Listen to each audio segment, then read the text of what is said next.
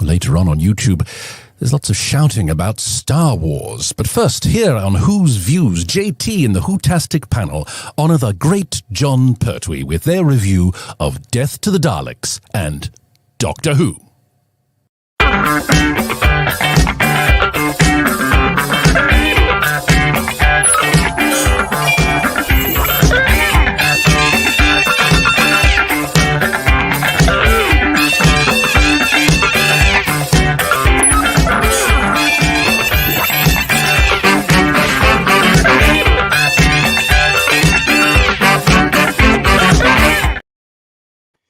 Hello everybody, it's us again. Yes, we're back at Who's Views Reviews. How are you? It is nice to see you, and it's a very special day today. Yes, we are celebrating the fact that Who's Views is back with proper Doctor Who. Yeah, I'm so excited, and what a day to be doing it, because this today would have been, of course, as you all know, the late, great and much missed Jon Pertwee's birthday. I still can't quite believe that had he still been with us, he would have been 105 today.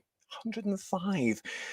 Oh, but listen, thank you all for coming to see us. Nice to see you again. I want to say a big thank you straight away to Digby, our mate Digby Strawbridge, who is saying to us there, hi folks, sadly I will have to miss this live, but we'll catch up on the rewatch. I am gutted as this features the Daleks looking their best in the classic series, in my opinion.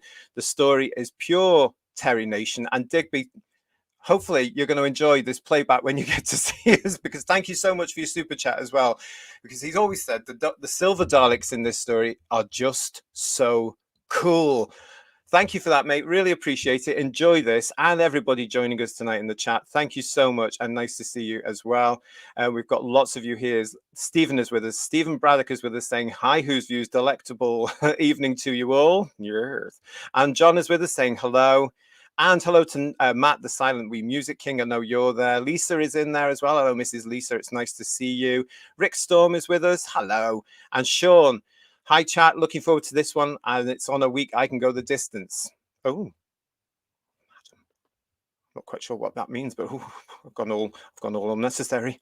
What are you saying to us, Stephen? Here we go. Here, I watched this story again yesterday. One of my favorites. Such a great adventure. And why did we never get black and silver Daleks again? Because they looked excellent. I am sure the panel, the Whotastic panel, have something to say about that as well, because that color scheme, because I know they like it. Peter Venkman, fansite, is with us. Greetings and salutations all. Noel is with us. Hello, Noel Russell. All right, everyone. Ori, everyone. That's brilliant. So thank you for joining us, everybody. Let's bring the Whotastic panel on. Oh, Kip. Hello, Kip. Nice to see you. Thank you for joining us. And the Legion of James is here. Reverse the polarity. Now, I know you watched this one especially for this, didn't you, as well? So that's great to see. Oh, gosh, you're all coming in now. It's great. Noodle Arms is with us, and Graham is with us as well. Hi, all. Oh, this should be good. One of my earliest memories of anything is of Death to the Daleks. Too young to remember much, but fragments stuck in my head. Well, I hope you got some Swarvega or something for that. That's quite good. I'm going to say this one for Kirsty, who's backstage at the moment, because she likes me saying Hugh Janus. Nice to see you, Hugh Janus, and Lisa, as I say there. Thank you. Sam is here as well. Love Death of the Daleks. This and The Seeds of Death were the first stories I ever bought on VHS. We were just talking about that backstage, actually. So yes, here's Marjorie as well. Hello, Marjorie. Oh, come on, let's get them on now. Yes, because of course, as ever, I am not alone. I do have the Whotastic panel with us. I've got George. I've got the lady of the chat herself. I've got Kirsty. Phil's back with us here. Third Doctor Ian, quite appropriately, and of course, Paul's here with his lovely silver Dalek. Right. They're lovely, aren't they? They're absolutely lovely. Oh, here we are then, everybody. We're back to talk about proper Doctor Who. Yay! Thank you. Be back in it. Whoa, yeah. So much less stress, doesn't it? It does feel like less stress, doesn't it, really, on this? This is familiar ground for us all. We know we're not going to get offended in any way, shape or form or anything like that, though. It's great. And everybody's coming to see us here as well, so let's go. It wouldn't be appropriate for us all, everybody, to actually start this one without acknowledging the fact that today would have been Mr. Pertwee's 105th birthday. As I said there, guys, I still can't believe that. You know, 100. He would have been 105. And I bet he'd look the same because he was almost immortal, wasn't he? You know, He really was. He really was. Yeah. So yeah, what we're going to do before we get to our review, everybody, is let's give some love to the man himself. Yes, Mr. John Devon Roland Pertwee, best known to us, of course, as actor, entertainer, and all-round good egg, Mr. Jon Pertwee. What a handsome young man he was, eh? what a career he had as well. We can't do him justice, but you know, there were so many things that our generations would have known him from Doctor Who, of course, to Whodunit, to the Carry-Ons, to the Hammer Horrors, to the Navy Lock, to the Avengers, Wurzel Gummidge, the other huge, massive success he had there. I mean, what can we say about Jon Pertwee? What a legend. I think he seems to have lived probably about 50 people's lives in the years that he had. He just seems to have done so much, just so many different things. You know, I mean, you know, he was a showman and everything else, and there would always be an element of exaggeration in some of the things and some of the stories that he would tell. But at the same time, there's enough sort of like secondary anecdotes of people that were actually with him that said, no, some of this was absolutely 100% true.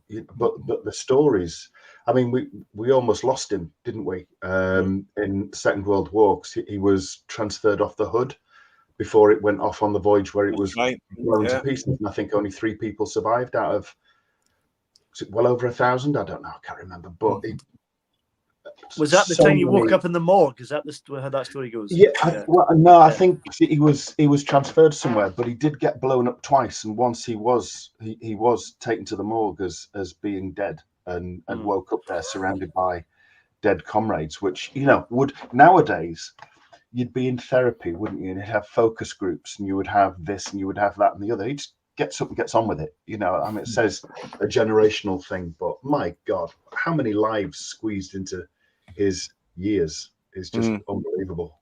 And then to make it into the show business, you know, and to have that career that he had. I mean, Jon was born into a show business family, as we know. You know, that's absolutely fine, and it ran through his blood, didn't it? It was at the very core, and he knew the industry, but he was he was of the old, and I'm going to say as well, the much missed variety circuit as well, wasn't he? He was part of all those actors. I mean, he knew all the people. He seemed to know everybody that was around at the time, you know, and to find his way from when he left service into the theatre, into what was to come with the films and the television.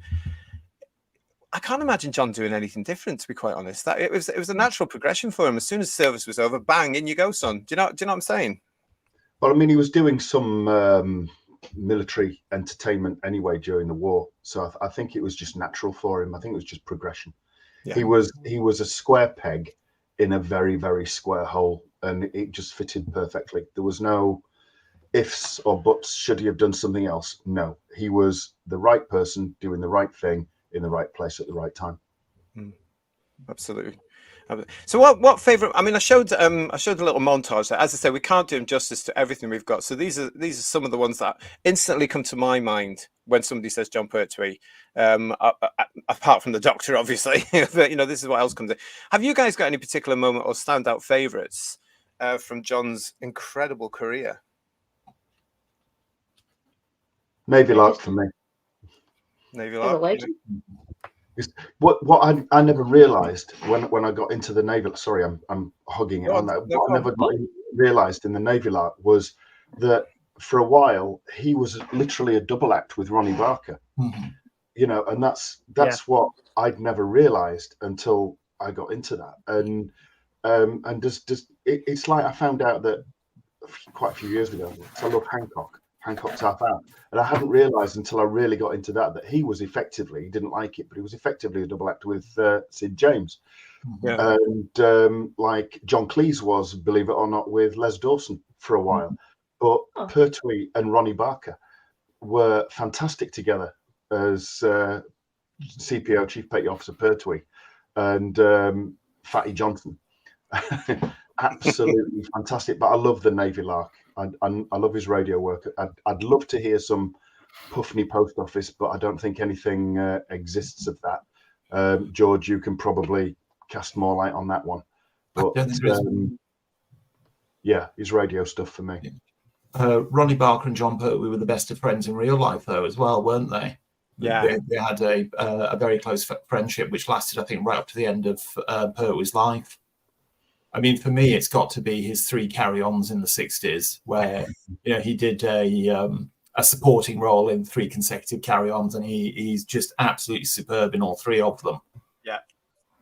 And another one that always fascinates me, and you had a photo on the slide, is the Amicus Portmanteau film he did, The House That Dripped Blood, because he did that between season 7 and season 8 of Doctor Who, and you can see how the character almost bleeds into his performance in that film.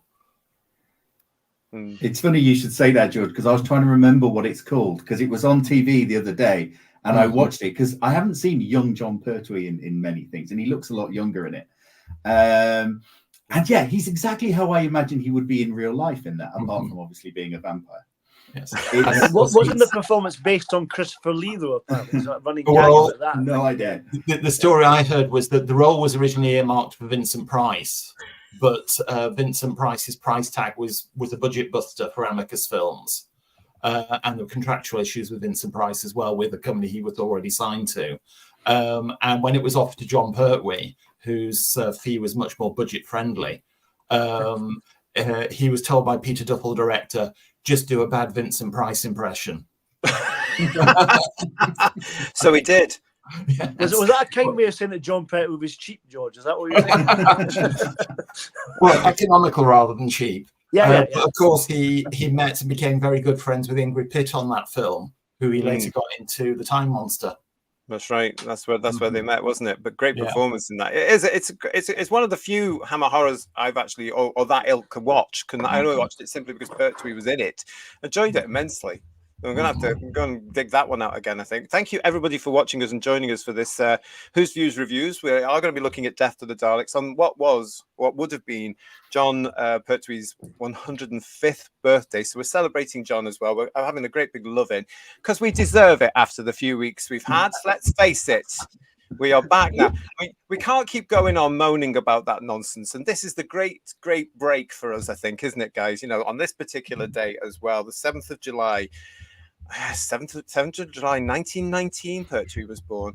It's just mind-blowing, isn't it? I mean, I think it's because many of us met him and of course grew up with him. To think that he would have been 105, I don't know, it just seems a bit unreal, really. Gosh, it's incredible. We've got lots of people in the chat with us as well. Sean is saying to us here, I was watching avidly from Troughton, but Pertwee was the Doctor I really grew up with.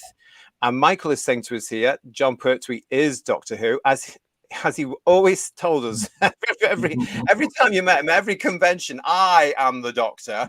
It was very powerful stuff. You didn't get a say.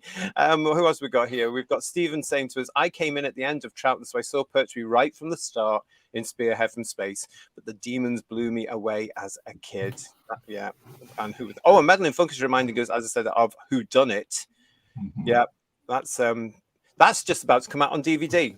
It was out on DVD from Network the whole series, but I think they're doing a box set of everything. I think. Yes, or not Network, but somebody else. Yeah. I saw an advert for it today. So if you're interested in that, you can go and pre-order that one. It's all on the Tube of You as well. If you want it for free. There you go. And certainly hunt down the episode that Katie Manning guested in as well. Yeah. Oh, that's a good one, that one, isn't it? I think you can find that on the Tube of Who too. John Mason is with us saying, I adore Wurzel. That was another achievement for John, wasn't it? I mean, that was Wurzel Gummidge, massive, huge success. I mean, it was getting millions and millions of kids watching on a Sunday afternoon if it was the right region for you on ITV. I remember watching it every single week avidly, and with the pairing of Una Stubbs, legends. Anyone? It became the show to appear in for a lot of actors. I mean, just look at the guest actors that appeared in it across its run. I mean, Barbara Windsor, Joan Sims, Billy Connolly appeared. Geoffrey Belden, who was in the House That Dripped Blood with him, obviously was a regular in it. But yeah, it was one of those shows that everybody just wanted to be in because it was such a huge success. Huge success. Yeah, absolutely fabulous. But a friend of mine met Jon Pertwee when he was making Wurzel Gummidge between the time of starting it and finishing it in between series. And he got a badge made to give him when he met him saying Aunt Sally was a cow. and he wore it with pride. And Jon Pertwee was really chuffed with that. Apparently, laughed his socks off at that. So, yeah. That's terrible. Yeah. But she was really. Aunt Sally was a snobbish Yeah, piece of wood, wasn't she? She was terrible. Yeah. Sneaver Sykes is reminding us here of the Splink adverts that Pertwee did in the 70s. That's right, before it became Clunk Click Every Trip. And Dalek Eye is with us saying, I met him. He was quite tall and a bit intimidating, but a gentleman. He signed a print of himself for me in a lift. He was. I agree with that completely. I met him several times, luckily, and he was always a little bit sort of... And of course, because he had that sort of "I am the Doctor" thing, I was always a little bit sort of, oh, hang on, it's the Doctor. Don't argue with the Doctor, you know. But he was brilliant. But Dalek, I always remember everything I've got signed from him. He was so funny because he would take it, say it was a book, like my 25 Glorious Years, guys. He would take the book and he would go to a page, an empty page, and he would go and take up practically the entire page, so no other bugger could write on it. I had the pleasure of meeting him several times as well, and one time he signed a photo for me from the Silurians, which is him with Nick Courtney and Caroline John. Yeah. And he looked at the photo and he went, "That is awful." Just look at the nose. Anyway, he then signed it, and when he handed it back to me, he signed it to George. What a terrible photo! The exclamation marks. Jon Pertwee. And this was in the days before they charged you to sign their for their signature or even their photograph. Everybody, imagine that, kids. Stephen is Kirsty. Look at her. She's like, "What's going on?" Stephen Braddock is saying to us, "John's comic turning one of our dinosaurs is missing is fantastic." It was always those sort of cameos he got as well, where he was playing this sort of batty, eccentric, oldie-fashioned English guy, wasn't it? And that film is just a treasure of talent from Britain at the time, from Peter Ustinov, Joan Sims, and then John's in it, as we know. Oh, but he just makes every moment of it. You don't forget him, do you, guys? No, you can't though, can you? You can't forget Pertwee. You see him just for 5 seconds, and he dominates whatever he's in. Yeah, he was in Boys in Blue as well, wasn't he? Was in Boys in Blue. Yeah. Yeah. To quote Tom, he's like a tall light bulb. He glitters, doesn't he? That's the thing. Yeah, and he absolutely did. John is saying that Jon Pertwee was a superb voice actor, totally, totally. And he had another success through the voice as well with Super Ted, the animated cartoon. Yeah. He played Spotty, which he did a stage version of as well with Wendy Padbury. Yes. Yeah, Phil's looking confused. Do you remember Super Ted, Phil? I remember Super Ted, but I had no idea it was Jon Pertwee. I was going to say, ask your dad, Phil. I was going to say that. I remember. I'm old enough for that. I never put them together, though. Yeah, it was John. He did all that sort of stuff. Fabulous stuff. Absolutely marvelous. I remember at one convention he actually did it, and he got a huge standing ovation because Spotty was in the room because all these kids were growing up with it. We were all like, yeah. Oh, he was funny. Legion of James, what are you saying to us, lovely? I first saw Doctor Who towards the end of Tom's run, but already knew John from Wurzel. Then with renting BBC from the library, I fell immediately in love with him. He was the embodiment of hero. I'm probably problematic this day. No, we're not going there. We're not going there. But he wasn't he? He understood what the Doctor was, and he was the third one. That's what we've got to remember here as well. This thing was still in its infancy when he comes along, guys. Doctor Who is in its 7th year. It's just been through a troubled couple of years as well. How things come around. I was about to say it was also at its most vulnerable time when he took it over. And he made it the success it became. A lot of that can be laid at his door, and I think if anybody else takes the credit for that, they should fall in line behind him. Yeah. Oh, look at that! There's George bang there. Yes, laying down the gauntlet there. Graham is saying to us here, my first Who memory was bits of episode 1 of Invasion of the Dinosaurs. I clearly remember the TARDIS landing in deserted London, and I keep meaning to visit the park location. I think it's Kingston. Yeah, it's interesting when you come to first memories because my first memory was of John. When it comes to Doctor Who, it was John, the big, tall, white-haired guy.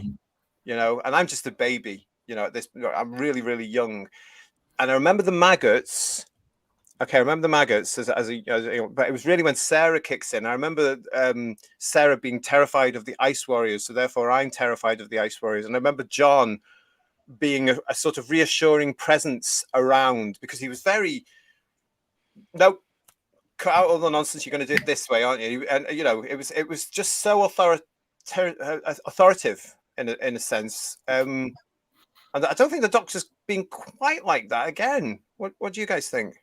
Well, I think it's amazing that Jon Pertwee, and it's all a bit of a cliche saying this, that he was a comedian, but he was a real straight Doctor, probably the straightest of all of them, I think. And ironic, considering that apparently when he was cast, everybody expected him to do the comic turn. Yeah, play the guitar and sing songs and be a funny man. Yeah. He's probably at his most comedic in Spearhead from Space. Yeah. And then that disappears by the Silurians, and for the rest of season 7, he's at his most acerbic and sarcastic. And the way he lent into that, I think, is absolutely brilliant. The take no prisoners, doesn't suffer fools at all persona that he brought forward and then toned down from season 8 onwards, I thought was superb. Yeah. Absolutely. Lisa is saying to us here, John loved the character more than any other actor besides main William H.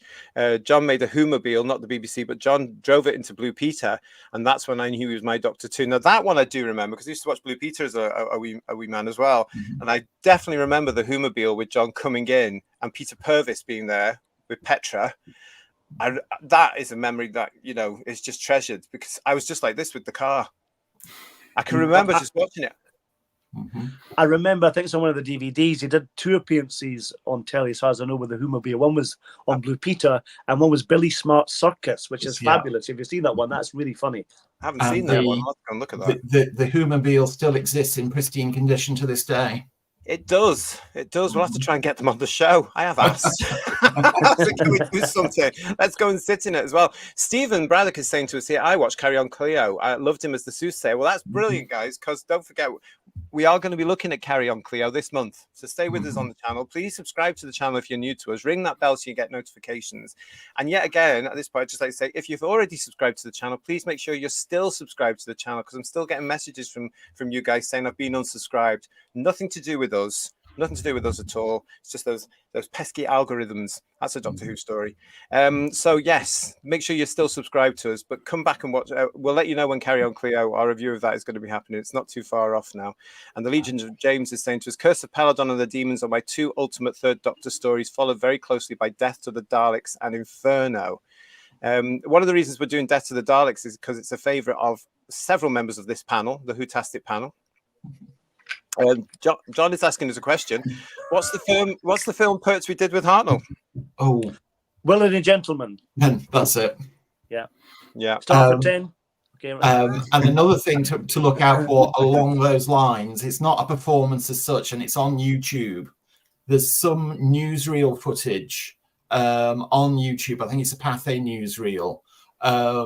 Jon Pertwee was a member of the whatever society it was that basically promoted and kept Regency and dandy waistcoats alive. As you do. Yeah. And there's some wonderful newsreel footage of him and Peter Cushing, who was also a member of the same society, in their finest, most dandified waistcoats, trying to out-dandy each other. Oh, fabulous. Is that like group still going? Can we get them on the show? I don't know if it's the dandy waistcoat. That's my homework. The newsreel covering it is on YouTube, and it is just fantastic to see Cushing and Pertwee together. See, the old entertainment is the best. I'm going to say that all the time. Listen, welcome to Who's Views, Atherstone 55. I've pre-watched it again, loving it. It's real Doctor Who. Yes, it absolutely is, and we're just delighted to be getting back to this on this of all days. Crikey, the big man's birthday. He's much missed as well, isn't he? That's the brilliant thing about this. He really is. I mean, God. You're never going to get somebody like him again. I'm sorry, but you never can. He was just so. Did you know what? I was going to say he was very entertaining, but he also had that sort of side to him, didn't he? Where if you did wrong, you knew it. If you said something stupid, you knew it. He was like, yeah, don't cross him. He's that sort of person. Yeah. He was very funny. I remember there was a in the early 2000s. There was a an Australian science program. I think it was their equivalent of Tomorrow's World. Okay. And it was called Beyond 2000. And they had various presenters, and on their fledgling website, so say this was the early 2000s, one guy had arranged to meet Jon Pertwee at a prop store in London to talk Doctor Who and stuff. And it was a cold sort of like January day or something like that. And they'd been waiting for him at one entrance to this thing, massive place. And he'd been told apparently to turn up at the other. So they were waiting at separate entrances and they'd kept him waiting for 2 hours. And he absolutely ripped their nuts off. ripped their nuts off. And then they did say on the write-up for it exactly what he'd said to them. And it was quite colourful and industrial. Well, serviceman, you see. Then he just went into it and they said he was absolutely superb. It's just... Yeah. Oh, he was completely professional down to that. I mean, everything, all hell could be breaking loose behind the scenes, but as soon as he went onto that stage, bang, there he was. Showman. Yeah. Certain people in the industry today could actually learn from looking back at some of these giants of the industry back then, how they did it. They certainly could. So Sydney Rough Diamond, hello to you, sir. Nice to see you. His shower singing. Yeah, that's fabulous. Yeah, I think he hated that sequence as well, didn't he? It's brilliant to watch, but I think he hated that sequence, didn't he? He didn't like that whole thing, did he? Already at that point in Spearhead from Space, he was cementing what his Doctor would and wouldn't do. Yeah, but, and he that's something he didn't want him doing, but he was told to do it. Didn't he help himself to the shower that was in the building after they'd done the scenes? Apparently so. He loaded it into the back of his car and drove off with it. It wasn't just that; it was a cabinet as well. He tried to get down the stairs. And he sneaked out with it, I think, down the back stairs. I think. Yeah. Do you know what? It's amazing actually when you think about the times that we saw Pertwee on the convention circuit here in the UK and on the stage or whatever it was going to be. I mean, you mentioned it in the Tall Tale. Some of the stuff I'm thinking, was it really true or was it just there for show? Was it there just because that was Pertwee and he was giving out this lovely performance? I don't know, because some of the stuff he was saying was really woo. But you know. Gosh, talking of being light-fingered, allegedly, there's a great story that Katie Manning tells about the Carnival Monsters. That is the pinnacle on the ship that he tried to steal and got into trouble, had to bring it back again, allegedly. Allegedly. Well, he had a collection of props from the show that he kept, which Sean and his daughter played with for many years. And there's photos of him in his garden with Bok next to a flower bed. The real actor, by the way, everyone. No kidding. Stanley Mason was stuffed. That's how it was. Exactly, yeah. Time Lord Victorious is with us. Nice to see you. The speech about courage is being afraid and doing it anyways in Planet of the Daleks was beautiful and wonderfully delivered. It's because he was taking it all seriously, wasn't he? Yes, he had those lovely comic elements, but Doctor Who must have been a gift for him, to be quite honest, because he was able to, definitely within his first series, silence critics while the viewing public of the UK, because here was Jon Pertwee, who's known for this and this and this, doing something completely different, and that's what they were all about. And it just showed his talent as an artist, didn't it? Amazing stuff. I think a real measure of his success in the role was the way Doctor Who merchandise, as opposed to Dalek merchandise, boomed for the first time. That, you know, in the 70s, Doctor Who was everywhere. You know, you could walk into a newsagent's and there were chocolate bars. It was on magazine, chocolate bars, cereal packets, absolutely everything. I mean, not least the absolutely wonderful Radio Times 10th anniversary special. Yeah. Oh gosh, yeah, absolutely. I totally agree. I mean, I remember that as a little boy going in to get, you know, whatever, and always coming out with those little Doctor Who chocolate bars because John was on the front. It must have been about that big, but they seemed pretty long and big for a little lad, you know. It was like and I collected those covers for ages, and a certain mother of mine threw them out. I loved the jigsaw puzzle series that came out, the rectangular ones that came out first from kind of season 7, season 8, and then you got the later ones, and a fantastic one with Troughton on it from the Three Doctors. Omega's Palace. That's fantastic. Absolutely loved I've got it over there. The Whitman. Harvey Whitman. I can remember to this day fighting with my brothers over who was going to get the badge out of the Sugar Smack cereal packet. And if you've still got one George, now, who won? Yeah, well, if you've still Me, got of them now, course. they're all rusted, of course, now, apparently, a lot of them. So if you've still got one, please look after them because they're worth a little bit of money. Sam is saying, I have the 5 faces to thank for my first Pertwee memories. Watching Carnival Monsters and the Three Doctors and 11-year-old in November 1981 was magical. You're not going to get any, what's the word I'm looking for? Disagreement. Thank you from any of us that watched that, because it was brilliant, wasn't it? It was just, we've talked about it before on this channel as well. It was just amazing. And Graham is saying to us here, I generally don't think John had a single poor story. I adore all his stuff, even least like stories like Time Monster, Colony, Monster Repellent, I think are wonderful. Again, it shows, to be honest, I don't think there's a really poor story in the Pertwee era. I think, there's some that are middling, but there's nothing that I would say is down there and worth a 0.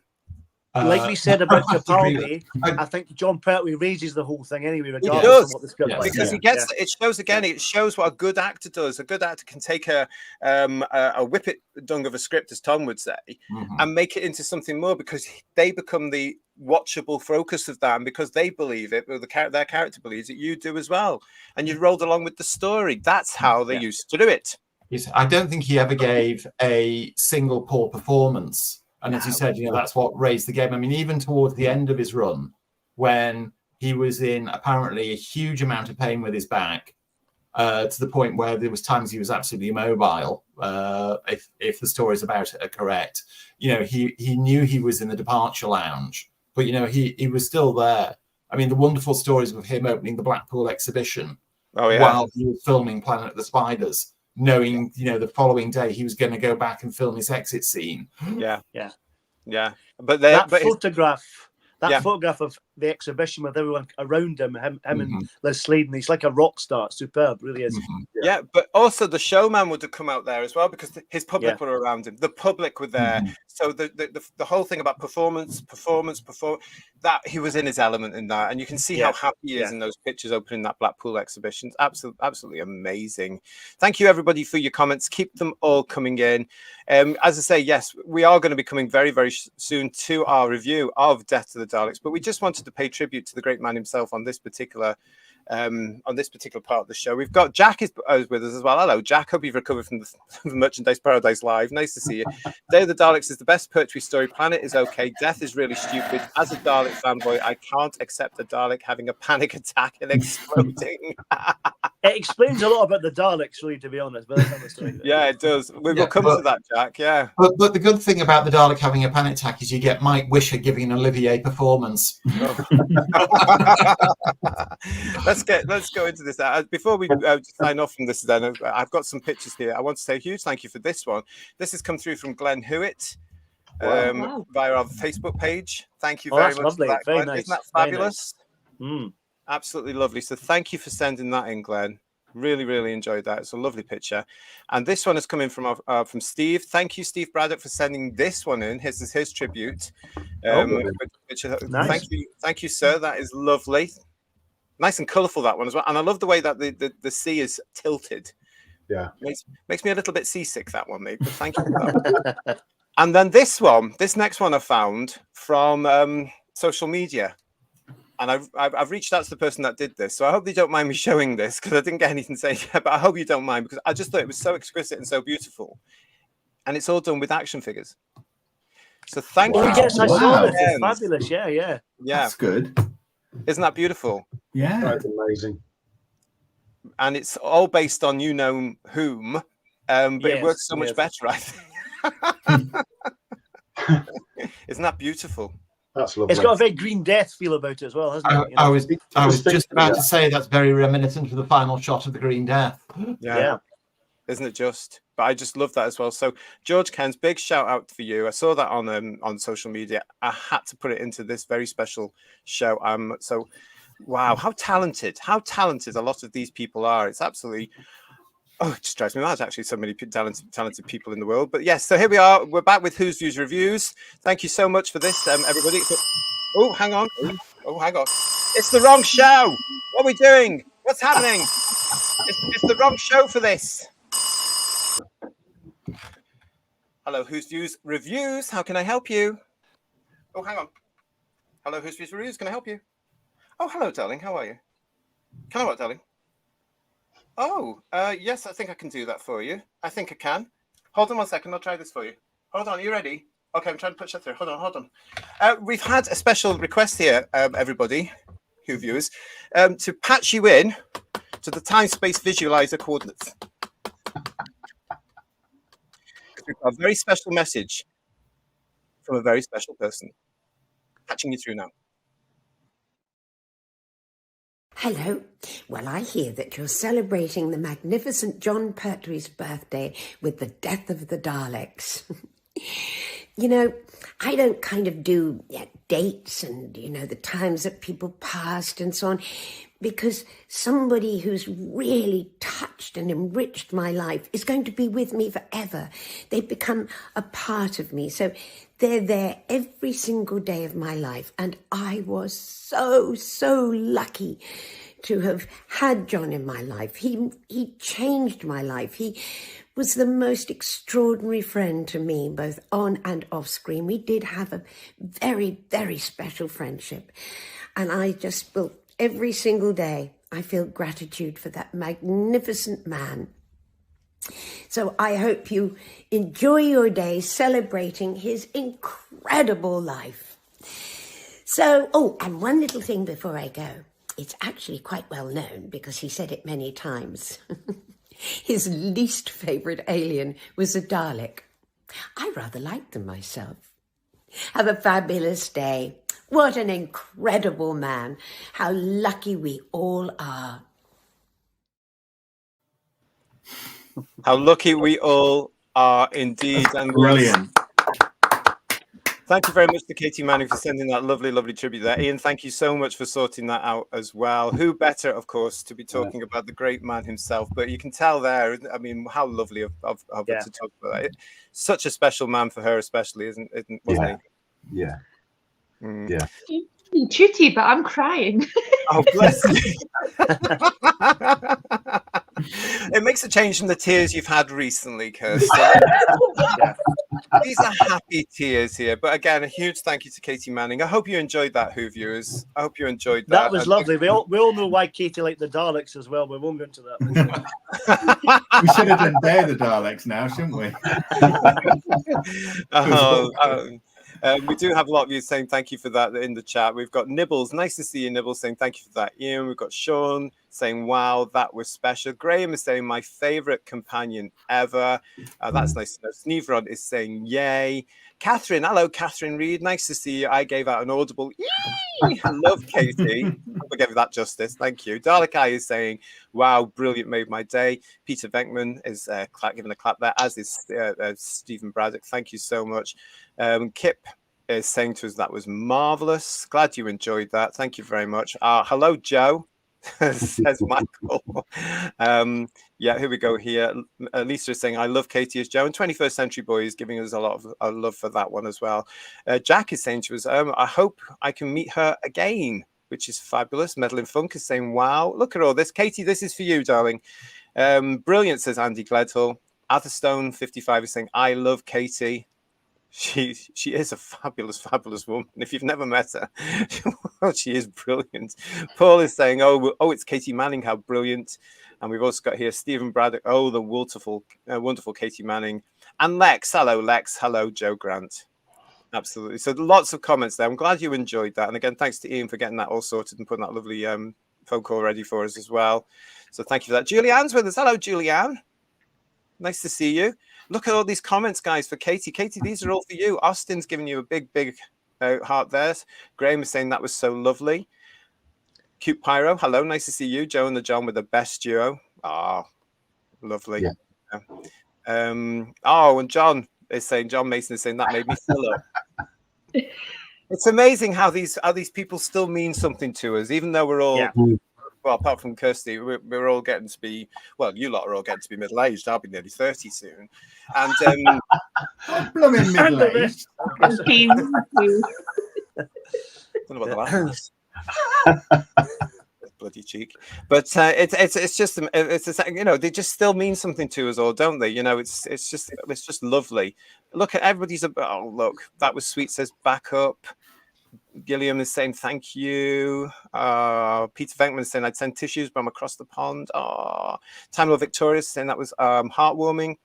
Steve is saying lovely words from a lovely person. Oh, fabulous. And Paul is saying, oh, what a lovely tribute from Casey. And Michael is asking us, one of you guys might want to answer this, why did Jon Pertwee hate the Daleks? Because you thought they were rubbish, didn't you? You thought they were just a load of old bits of tennis balls and a bit of plywood and just rubbish. Well, he wasn't wrong, to be quite honest. Yeah, it was very accurate, wasn't it? I think How very dare you? These are beautiful. he preferred people with, like the Draconians, didn't he, with the half masks and everything that really made them animated and made them believable and things like that. And he didn't take seriously something that he thought you could just run up the stairs from. I mean, he may nowadays change his view on that with the way that Daleks can fly around all over the place, if indeed we ever see them again, because they're problematic. But yeah, I think they were a bit too static for him. Yeah, he was quoted as saying that there was nothing he could react to from them, and he said, he preferred the half mask with the face and all that sort of thing. He said you might as well have been sharing a scene with a wall or a piece of scenery. There was just nothing about them which he could react to. Yep, that's right. That's exactly. And he how, said how that Millie Gibson forever. coped, I've no idea. I know.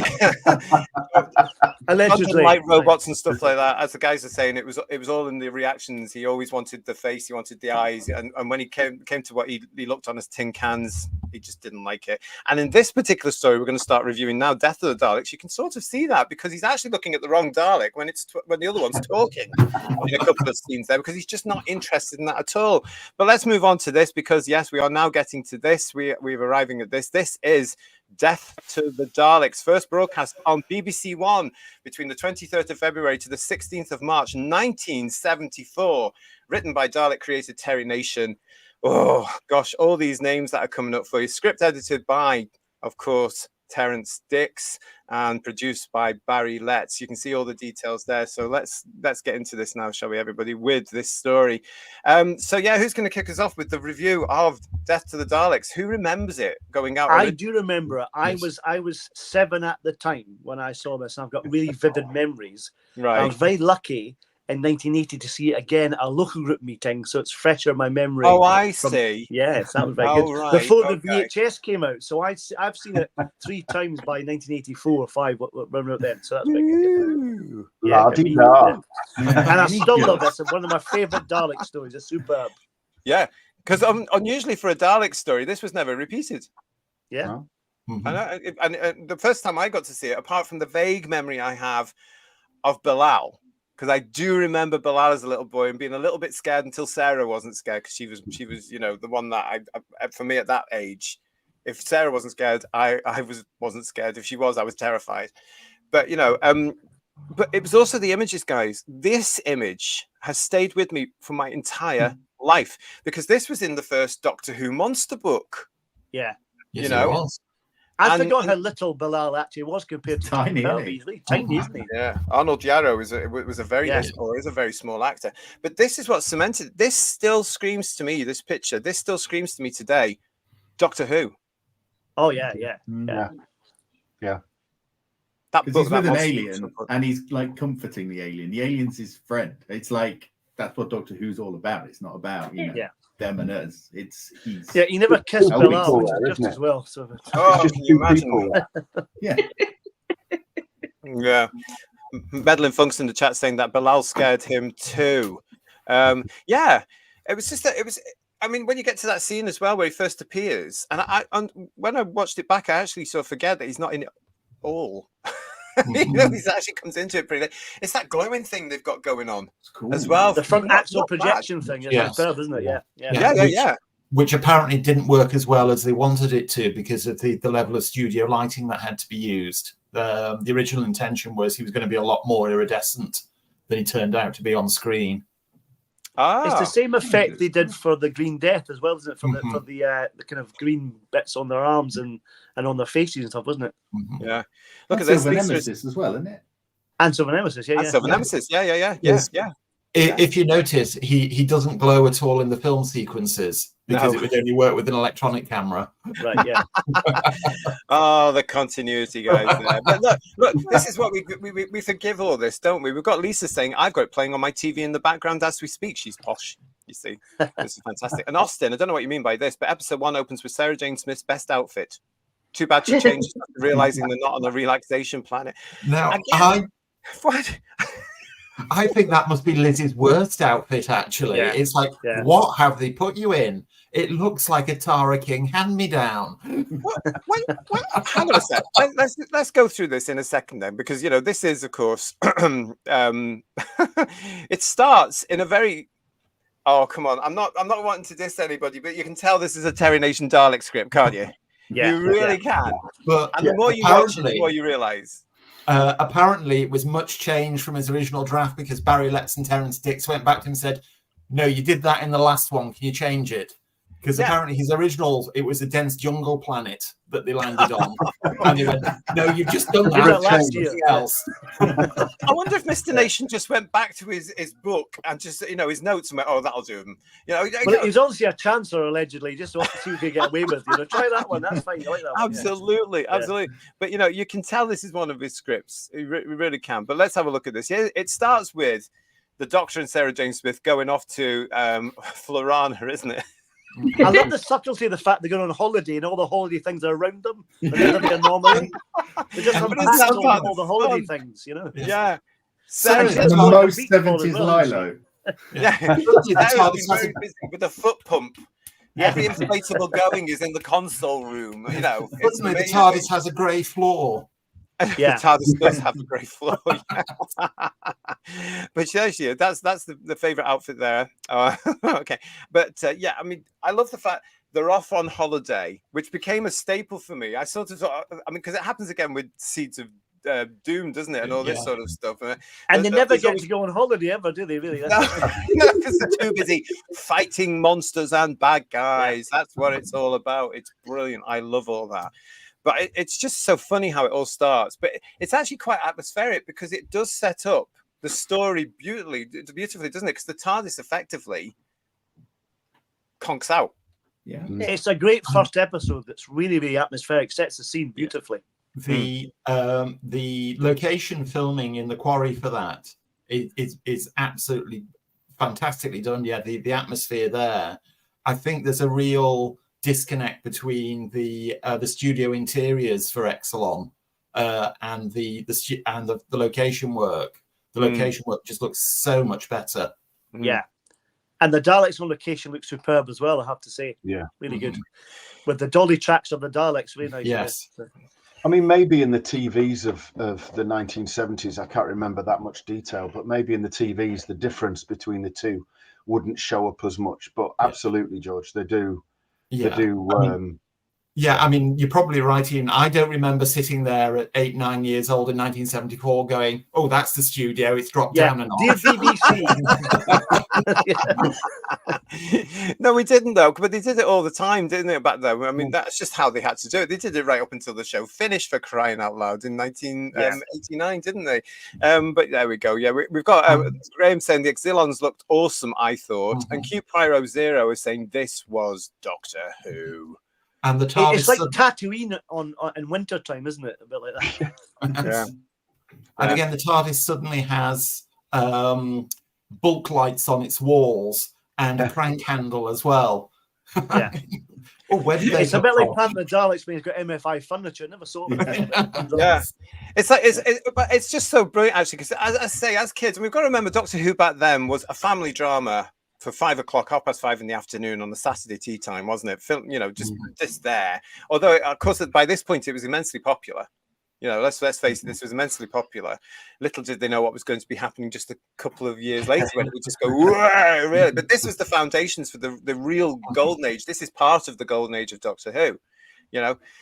But it's those little things you just can forgive. Like, why are there candles in very dark caverns and where nobody's lighting them?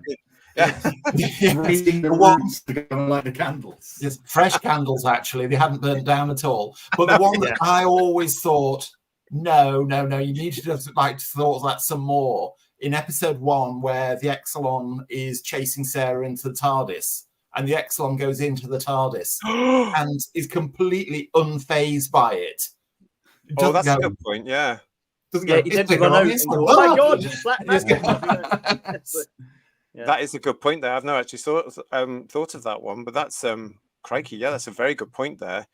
Somebody, I've just lost your chat. Oh, here it is. Can I just say here, Dalek Eye is saying to us, did you know the Dalek guns in this episode appear in Star Wars Mandalorian? I did not. Apparently so, yes, I heard that, yeah, yeah. I can't believe they're still hanging around. What's that? Where have they been for all these decades? They're in a crate somewhere. That's amazing. Did somebody buy them from Bonhams or something, do you think, then? Because they should be in the blooming exhibition somewhere, shouldn't they? Wow. That's brilliant. Thank you, Dalek Eye. I did not know that. Wow. And if I remember rightly, another thing about the death to the Daleks is their machine guns instead of the usual blaster. The original Weetabix set, the Dalek card, for this Dalek variant, actually had the machine gun on it rather than the usual blaster. I thought my favourite bit is when they test the weapons with the TARDIS model. That's brilliant. And I just imagine these Daleks making these little toy TARDISes on a conveyor belt, you know? And there's a Dalek with a toy like the one in Doctor Who, the Daleks with the flamethrower. You've got like an equivalent of making toys, you know, kind of thing like that. But do you know what? It's so, yeah, that's the one. Sebastian, the arts and crafts Dalek. Actually, if you've got the character option Death to the Daleks, and you've got the 1970s Strawberry Fair Doctor Who board game, with a little TARDIS die shaker, you could do that. You could recreate that scene, couldn't you? But I find that whole thing, it's so Doctor Who-y. Because it's slightly tongue-in-cheek, but what else would the Daleks practice on? It's going to be the TARDIS, isn't there? They're great. But they hate him so much, they've got models for TARDIS practice. I mean, you've got to remember at the time, and for those of you outside the UK, you may not realise, but at this time, Doctor Who was also a mainstay in TV Comic Weekly. Oh, yes. With black and white, beautiful Jon Pertwee strips. And every time the Daleks appeared, the Doctor was always referred to as their greatest enemy. Mm-hmm. So it just made perfect sense, because I remember... You know, if it was raining when you were at primary school, you had to stay in because you couldn't go out on your break. They would bring out the comics as a treat to shut you all up while they went to have a sneaky cigarette and a coffee, you know. And I would get all the TV comics in front of me. No one else was allowed. And I would just reread all the Doctor Who strips. You know, absolutely fantastic. We've got a question from Lex. Is this true? On location... where it was filmed, is it the same place where Tom Baker filmed his second appearance with the Daleks in Destiny of the Daleks? Probably. No, that the Destiny that was also used in the Underwater Menace, wasn't it? Yeah. Was that was it something like Whitspit or White Spit? Something like that. It's actually right on a. It's on the cliff, isn't it? For Destiny, it's right on the cliff edge. Yes. Yeah. So this wouldn't have been. No, it would have been a different location. I can't remember where this one was done, but I know now it was somewhere in Dorset. But it has been used in other Doctor Who stories. I think it's still there. I'm not too sure. I'll have to check on that one. But there we go. We want a Bilal figure character option, says Problem Being. Nice to see you, Problem Being. Hello to Garbage and Problem Being, and also, of course, Kirsty, you're in the chat making sure everybody is fine and dandy. And who the heck is Damo is saying to us, the root terrified me, and then screams. Yeah. It looks like the heat ray. Sorry. It looks like the heat ray in the War of the Worlds film, doesn't it? A little bit, yeah. I wonder if that's 1974. Yes. I wonder if it's the prop from the Crotons repurposed. Oh, it could be. Yeah. It does look like it, doesn't it? They like to recycle things, didn't they? To be fair, so well, they didn't they? Yeah. I mean, I think one of the high points of this story is where they took that out on location. It rises out of the water.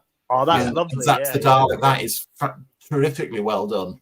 It's really well done. That is. It's fantastic, isn't it? I mean, considering when this is, you know, and I know you can see the strings, but how else were they going to do it? I mean, of course, now they do CGI and all this sort of stuff. In those days, they had to blooming well produce it and make it and put it together, and it cost money, and then they had to work out how to use it. I mean, it's basically a puppet. Yeah, but it's things like, you see the hundreds of gallons of water pouring out of it as it rises. Yes, which just add the realism and all that sort of thing. Yeah. There's lots of lovely Dalek deaths in this as well. That one particularly, then when the Exilons attack the Dalek and catches fire, and the bit with the root in the tunnel, some great stuff. Michael O'Brien's a great director. Yeah, one thing about this story, the Daleks, though, is they're very easily defeatable, aren't they? Yeah, they are. Yeah. A couple of whacks with a stick from the Exilons and it explodes, even though it looks really good. Or its own failure. Yeah. Its own guilt at not carrying out has a hissy fit. Yeah. So. And Jon Pertwee has an absolutely wonderful Doctor-defining moment in that scene where the Daleks being killed by the Root. And it cuts to a close-up of Pertwee, and he goes, "Oh, well done, sir, a palpable hit." And that is just so what the Doctor I is. love that bit with Pertwee in the tunnel with Liz, and he said he's trying to convince her he's not scared. And he says, "Who you fooling? Myself, chiefly." And they wander off. That's brilliant. Yeah. But this is Pertwee at the height of his Doctor, isn't it? Really, and at this point, he knows he's going as well. So he knows that's on the way. But he's absolutely brilliant. Every line is uttered as his Doctor. This is just an incredible performance. Watching it again, he's the highlight of these 4 episodes for me, without a doubt. It's his show. It's his Doctor. The Doctor's in control. You can relax because the Doctor's there. He's solving the mystery as he goes along at the very beginning as well. And as soon as he sees the Daleks, it all comes into play for him, doesn't it? And I love that bit where they've tried to exterminate him and he just goes for it, doesn't he? He says, But he looks so cool. That outfit he's got for that and those boots, he looks so cool. Such a cool Doctor. It really does. Yeah. One thing. Sorry, go ahead, Ian. I was going to plumb the depths, really. I was going to say, who's seen the Farmageddon old video on YouTube from the scene where they're eating in the Space Marine Corps dome, and they're eating it and having the conversation? He's just dubbed farting noises over as they're eating. I've not seen How many blisteringly funny. How many of you noticed that they don't eat? Well, John has a mouthful of rice. He seems to eat quite a lot in this season. He has broth and Planet Spiders and a bit of rice in this season. It must be stuffed, And it's just that the rest of them are just like, acting, aren't they? Oh no, this is probably going to be so now. No. Yeah, I love all that sort of stuff. I love doing all that. They used to train you how not to eat the stuff. Yes. Well, you probably have a so you floor don't get caught manager. eating and speaking at the same time. That's the thing. Yeah. Well, you probably have a floor manager saying, "Remember, it's not practical. Don't eat it." Yeah. Yes, exactly. Yeah. And that's very true. It's been varnished. Don't touch it. Prop. Don't eat the prop, love. Yeah. Yes, I loved all that. Time of Victorious is saying to us here, forget how well Classic Who was able to make the landscape feel really like you're on an alien planet, having such a low budget, great location scouting. Now, on one of our other shows, and I can't remember which one it was now, but yeah, I agree with that, Time of Victorious, because here is Doctor Who doing one of those beautiful things that the rebooted version today doesn't bother to do. The sound effects on this thing is just stunning. When you get to the planet, I love all those alien planet vibes that are given off, and it helps to set the scene. You are not on Earth anymore. You're on a totally. I love it. I love all the sound effects. When we got to the city, I thought, here we go, sound effects LP. We got the sound effects of the city, and then the Dalek heartbeat coming on for the Dalek ship gets power again. Fantastic, great sound effects. But you know what it reminds me of, George? All the sound effects on this, guys. It reminds me more of Blackpool, the exhibition in Blackpool, because that's what we heard. You would go downstairs, everybody, as we've mentioned before on the Kirsty. You would go downstairs. And suddenly you had all those sounds from Death to the Daleks and all this sort of stuff. And I'm getting as you approach the Sentinel Dalek down the corridor, just before you got to the control room, it was the Death of the Dalek sound effects that were playing as you walked up to it. Yes, absolutely. It scared the life out of me as a 4 or 5 year old. I tell you. That's Dick Mills excelling at creating a soundscape again. True. Peter Venkman fan site is interesting. You'd think they'd learn to quit leaving the TARDIS door open. I mean, you would imagine so, wouldn't you? Well, you can't. You'd have to. How do you shut it again? Because of the crank handle being on the inside. How do you shut it? Then? Here's Paul saying, from the outside. Turn the crank handle the other way. Yeah. It's not very logical, is it? No, it's not. You see, you don't get any drama nowadays, of course, because you've just got the Yale lock on the back of the door. Yeah. That's how you get. Well, that's the thing. When the Exilon gets in the TARDIS, it's really unusual to have that sanctuary broken like that, and that really, as a kid's, really scary when a monster gets in the TARDIS, isn't it? I mean, yeah, totally. And the using the camera from the Exilon's point of view and all that sort of thing as well, with the cowl sort of covering the field of vision a bit and blurring the picture slightly, I think worked really well. Does it run out after, or is it still in there somewhere? With the crank handle, and it runs off, doesn't it? Yeah, Right, yeah. yeah. So it must. Yeah, it does leave eventually. Yeah. Listen, we've also got here. Graham is saying to us here. Those Exilons are chanting. It's so eerie. That again is something I remember vividly because that was scary. Yeah. It reminded me of Temple of Doom.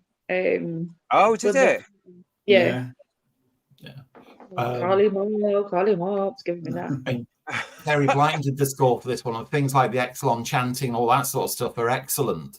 Yeah. But musically, nothing says, the most fearsome, deadly life forms in the universe than a jazz saxophone. The London Saxophone Quartet. Yeah. Oh, we're gonna have to talk about that. Let's talk about that in a second. Let's go to the chat, and then we'll bring that in because we have to talk about the scores here, don't we? Kerry Blyton's very famous score. Meddling Funk is saying to us here, look, even the Doctor has had power cuts in the 70s. Yeah. Yeah. You'd say that was the version of woke back then. Jack, send it over to me and I'll show it in a future show because Jack's got a third Dr. Bunny artwork. Yeah, send it over for me, mate. Okay, email it to me and I'll put it in a future show. I can't get it at the moment, but we'll put it in a future show. Thank you. Bless. What else we got here? Look at this. The TARDIS was powered by UK miners in the 70s, hence the outages. Ooh, dodgy ground. And Daryl is joining us. Hello, Daryl. Hope you're feeling okay. Duncan Lamont makes a great grumpy git. He is fantastic. It's hilarious. It's so funny and so nasty. I didn't quite hear what you said, Commander. That's awful. Yeah. Also, that was a big casting coup for Doctor Who in 1974. Duncan Lamont was a big name. He'd done. He was the backbone of the British film industry. He'd done a lot of movies. He had a very high profile. So a lot of people back in 1974 would have gone, oh, look, it's, he was a well-known name. Really? Oh, he was at drama college with Pertwee as well, I believe, wasn't he? Sorry, he went to RADA with Pertwee? Yeah. I mean, anybody who's a fan of the Hammer films will instantly recognise Duncan Lamont. Right. So I didn't realise he was quite. Oh yeah, he was that big a name. Yeah, he was quite a high-profile actor in his day. Right. I like the scene where he's made the alliance with the Daleks, and then they storm the Exilon base with their machine guns, so they've got total control again. But he carries on talking to them, and the Dalek just bitch slaps him down. Yeah, that's right back in his box. It's just like, yeah. Just hold on a wee minute there, Dalek. Yeah. Lots of people joining us, guys, in the chat. We've got Austin saying to us here, design of the Exilon structures was dope. SG is saying you can see wires on the table that the model TARDIS stood after it exploded. You can see wires all the way through, to be quite honest. But you have to look through it. Yeah, honestly, we look past it. We did then and we do now. Sorry, Kirst? That's the beauty of it. Mm-hmm. Yeah. Well, the Daleks held it on the table. Yeah, I mean, Kirsty's right. It's the beauty of it because it was made when it was made, when story was key, and we didn't have the ability to take anything out like that. You couldn't wash strings out like. Well, as I say, you wouldn't get that now, will you? There'll be CGI now, and probably not quite the same. The thing you've got with the things like this, Kirsty, is that the actors could see that and they could react to it, whereas now they have to react to a tennis ball. Do you know what I mean? Mm-hmm. It's totally different, isn't it? What else we got here? Thank you everybody for putting your comments in. Problem being is saying hello to us all there as well. Nice to see you, mate. Nice to see you. That was one nasty route, says Sadeko24. It really was, wasn't it? But so well done. And Duncan was in a Quatermass thing, I think, says John. He was actually in two Quatermasses. The original BBC production of Quatermass, the Quatermass Experiment. He was Victor Caroon, the astronaut who came back and was infected by the space organism and turned into a giant cactus. And then he was in the Hammer version of Quatermass in the Pit. Yeah. Is he the guy who tries to drill into the capsule? That's him, yes, Sladen. Played by Robert Shaw in the TV version, is that right? Yeah. No, Robert Shaw, Richard Shaw. Yeah. Sure, yeah. Ooh. We've got here Legion Jason, new Doctor Who very rarely leaves the Earth, so the sound effects are not needed. And I miss all that. I really do miss. I mean, somebody was saying there in the chat as well. We all miss the radiophonic workshop, don't we? Don't we? Just be overly loud orchestral music, wouldn't it? Yeah. Nowadays, as opposed to a saxophone quartet, Ian, though. But it's just the way that it's just the way it sets the scene. You know, those beautiful, it goes back to the early days, doesn't it, as well, of Who? You know, you've got that atmosphere coming through. They were so good at that. And it's just such a shame that they don't do it these days because they haven't got the, well, quite frankly, I'm going to say it, they haven't got the imagination to be that sort of, oh, we're on an alien planet, let's create the atmosphere for the alien planet. Well, what's beautiful about that, JT, is the fact that Michael Bryant decided to make the Exilons blend in with those lovely kind of gowns they've got on, you know, and they blend in with the rocks, and sometimes you can't see if they're rocks or people, and it's quite a nice idea. It works really well. Absolutely. No, it's so true. It really is. We've also got here as well, I've just noticed as well from SG, a lot of the quarries are overgrown green spaces, even nature reserves now. It's true. Yeah, that's possibly why we don't get to see them anymore in television shows, which is a bit of a shame. What else we got here? Let's have a look at this then, because we've got people mentioning, and we've just touched on it here. Let's talk about the music to the show then before we talk about the stories again. This is another one where it's so typically oh gosh, I'm not a fan of the score on this show. I have to say, never have been. I actually like it because of over the years watching it, I'm quite fond of it. What it'd be like if it had the Genesis type music instead, I'm not sure. Maybe that would have made it better. But I get images. It sounds very Laurel and Hardy, don't you think? I get images of two Daleks trying to push a piano up some stairs, you know. Like, yeah.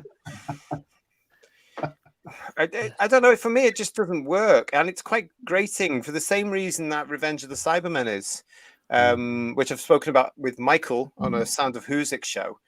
But it's just too. I don't know. It just for me, it's not spooky. It's invasive. Go on, Kirsty. What's the music instrument you do that? It's wooden and you do that and it goes, because that was bugging me. The score. The scrapey, I think it's called a scrapiometer or something like that. Yeah, the scrapiometer was annoying me. I think it's a wooden rasp. Yeah. Yeah, it wasn't. Yeah. It wasn't going well with the story, and it just it didn't click for me. That would be like the only dampening thing I would say about this was the musical score. I just found it too light-hearted and too a bit woo for a Dalek story. But yeah, the scrapey thing, I was like, get that done. Yeah, I mean, for me, the incidental music, which accompanied the Exilons and the Exilon City, and the Exilon Cave and Sacrificial Altar and all that works really well. Yeah, you know, the score's quite avant-garde, and as I said before, saxophones. No, I don't think it was the right way to go. I don't dislike it, but I do sit and watch it and think, oh, what Dudley Simpson would have done with this. Yes, I do as well. Every time I watch Death of the Daleks, I think, oh, you know. But I also do the same thing with the other ones because this is Kerry Blyton, isn't it? Using his signature style here. So we've got Stephen Braddock saying it sounds a lot like the Silurians. Is it the same composer? Yes, it is. Yes, it is. Yeah. And we've also got SG asking the same thing.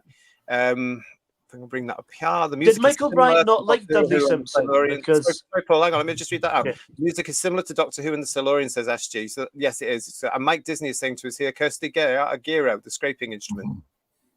I've said that right. There you go. But yeah, it's the same guy. He also did, as I say, Revenge of the Cybermen as well. He has a unique style. And Terror of the Zygons. Terror of the Zygons. That was Jeffrey. Yes, yeah. But someone put a comment, and you put it on screen, JT, about the music sounding silly when the Daleks came on, and that's what jars with me the most. Is that there's this kind of happy little melody that plays when they're wandering about, and it's a bit like the Daleks are on holiday. Yeah. Yes. Yeah. This one's nailed it. Well, yeah. It's the sort of thing you'd expect to hear as you're pushing a trolley down aisle 4. Yeah.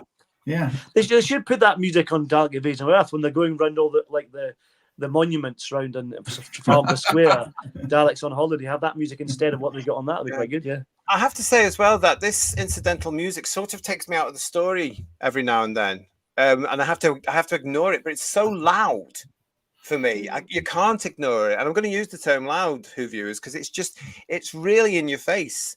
And as you know, Stephen is saying here, the Daleks have a very comedy-like tune whenever they are on screen. I don't know.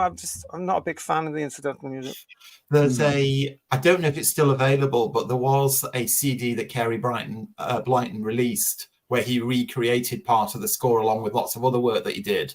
I'm assuming you don't have a copy then, JT. I don't. I must go and get one. It's still available. That's it. Yeah. You can still get it. I don't know. I mean, I think you're right, Paul. Sometimes I watch this and I look and I look at it and I think, oh, what would somebody else have made of it? Yeah. You know, how would it sound? Not that I want BBC Studios going to back and record changing it. That's what you wish for. Yeah, but careful what you wish for. You're right, Ian. Yeah. Don't do that. Don't do that at all. Oh no. Oh God. How would it sound? 75 minutes long. With... I mean, the whole thing about that as well is the chanting thing. Let's go back to the chanting because that is actually that's the part of it that works. I think with the that works really well. And I have this is a personal memory of mine.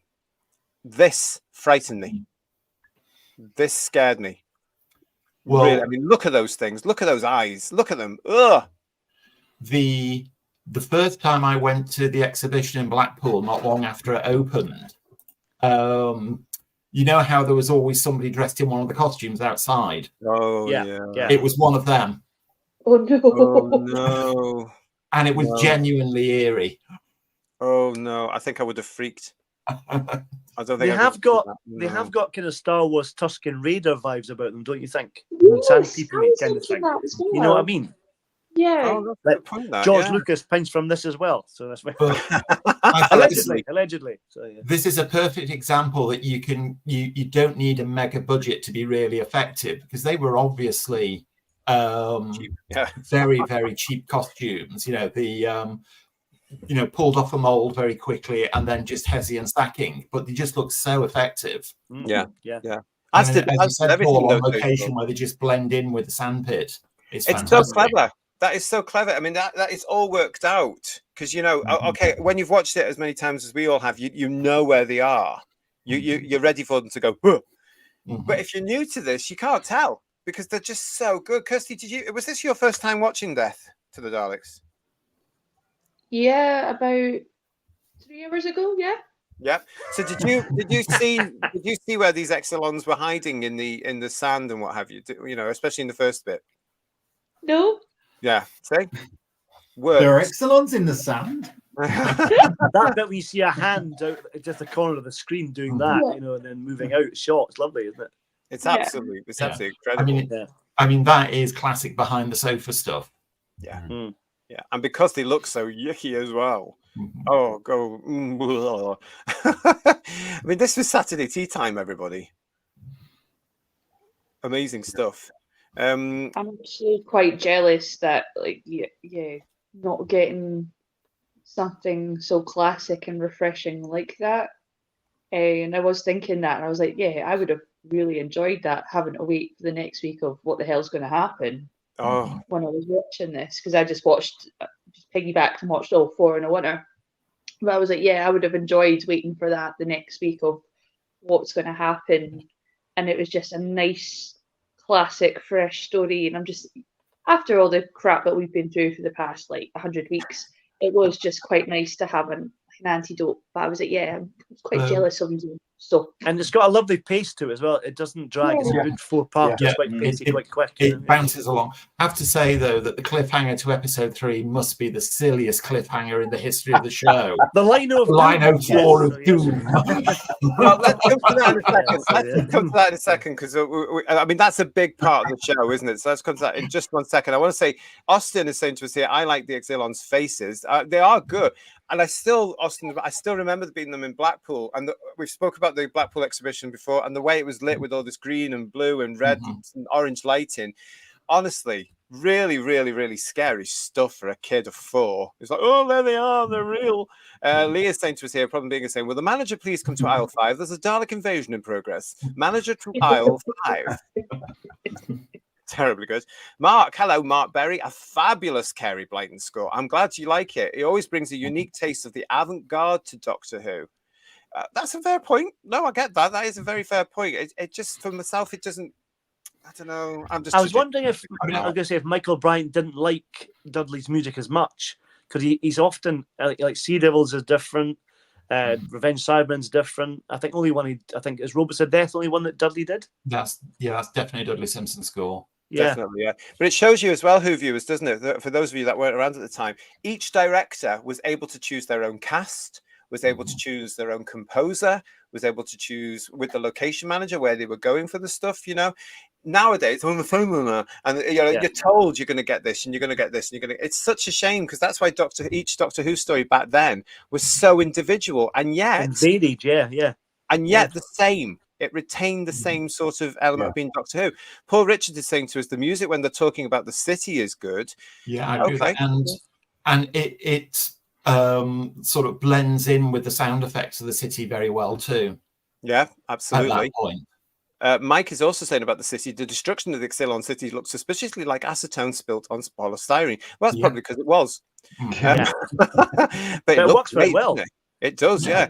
Daryl is saying to us, guys, Exilons look a bit like Lucio Fulci zombies wearing goggles. Ooh. And Paul Richards is also saying to us here, I wonder if George Lucas copied the Exilons with the Sandmen. Well, that's what we're just talking about there. It's definitely. And Lisa, thank you for your super chat. Really appreciate it, Lisa. Who's saying to us, love the channel and the panel. My husband and I watch every week as long as we're not at work. Well, I'm glad that you're there for us, and thank you so much for that. Really appreciate it. Yes, I hope you're enjoying our chat here, our review of Death to the Daleks on this Mr. Jon Pertwee's day of birth. He would have been 105 years old if he was still with us today. Absolutely bizarre. And Paul Rose is saying to us here, lots of Pauls, lots of Steves. Sorry, I've got sidetracked so late to the party. If only I had a TARDIS, we'll watch again on catch-up. That's the beauty of it. You can do. But stay with us for the rest of this. We've still got a bit to talk about. Okay, so Mike is picking us up where we just left off with you guys there. He's saying the nail-biting floor tile cliffhanger. So this is a bit of a bizarre, but this is famous, I think. I mean, this was the cliffhanger. Ta-da! You should warn people. You can't just spring it on them. If this was on ITV, you think you're going to a commercial for Flash or something, wouldn't you? I'm sure isolate it out. Yeah, I'm sure if you delved into the archives, Mary Whitehouse had something to say about it. Oh, what would she have to say? There would be a trigger warning these days, though, wouldn't there? There would have to be. Interior designers. With that. And just to advise you, as this episode features a badly tiled floor. You can just hear Brian Blessed going, the manky bits. You know? Listen, somebody had to design and put this together. I mean, in about 5 minutes by the looks of things. Yeah. But what gets me is, look at this. Now, this is where you really have to hold your disbelief here, Who viewers, don't you? And it's so brilliant because you can plainly see it. And yet Pertwee's on top of it before the Doctor actually realizes it's there. And it's also standing proud of the floor. Yeah. How does a Dalek get up here? Rams into the side. Well, how do the Daleks get past the maze? That's interesting. How does that work? Well, I've got a theory about that. Well, all right, okay. Right. No, not particularly about the maze, but it involves the maze. So, is the whole Exilon City thing not the best, I'm going to say, allegory? I don't know how you really say the word, for AI, in that we've made it, it's eventually not going to need us, and so it's going to kill us. And all of these little tests are like to prove you're not a robot thing.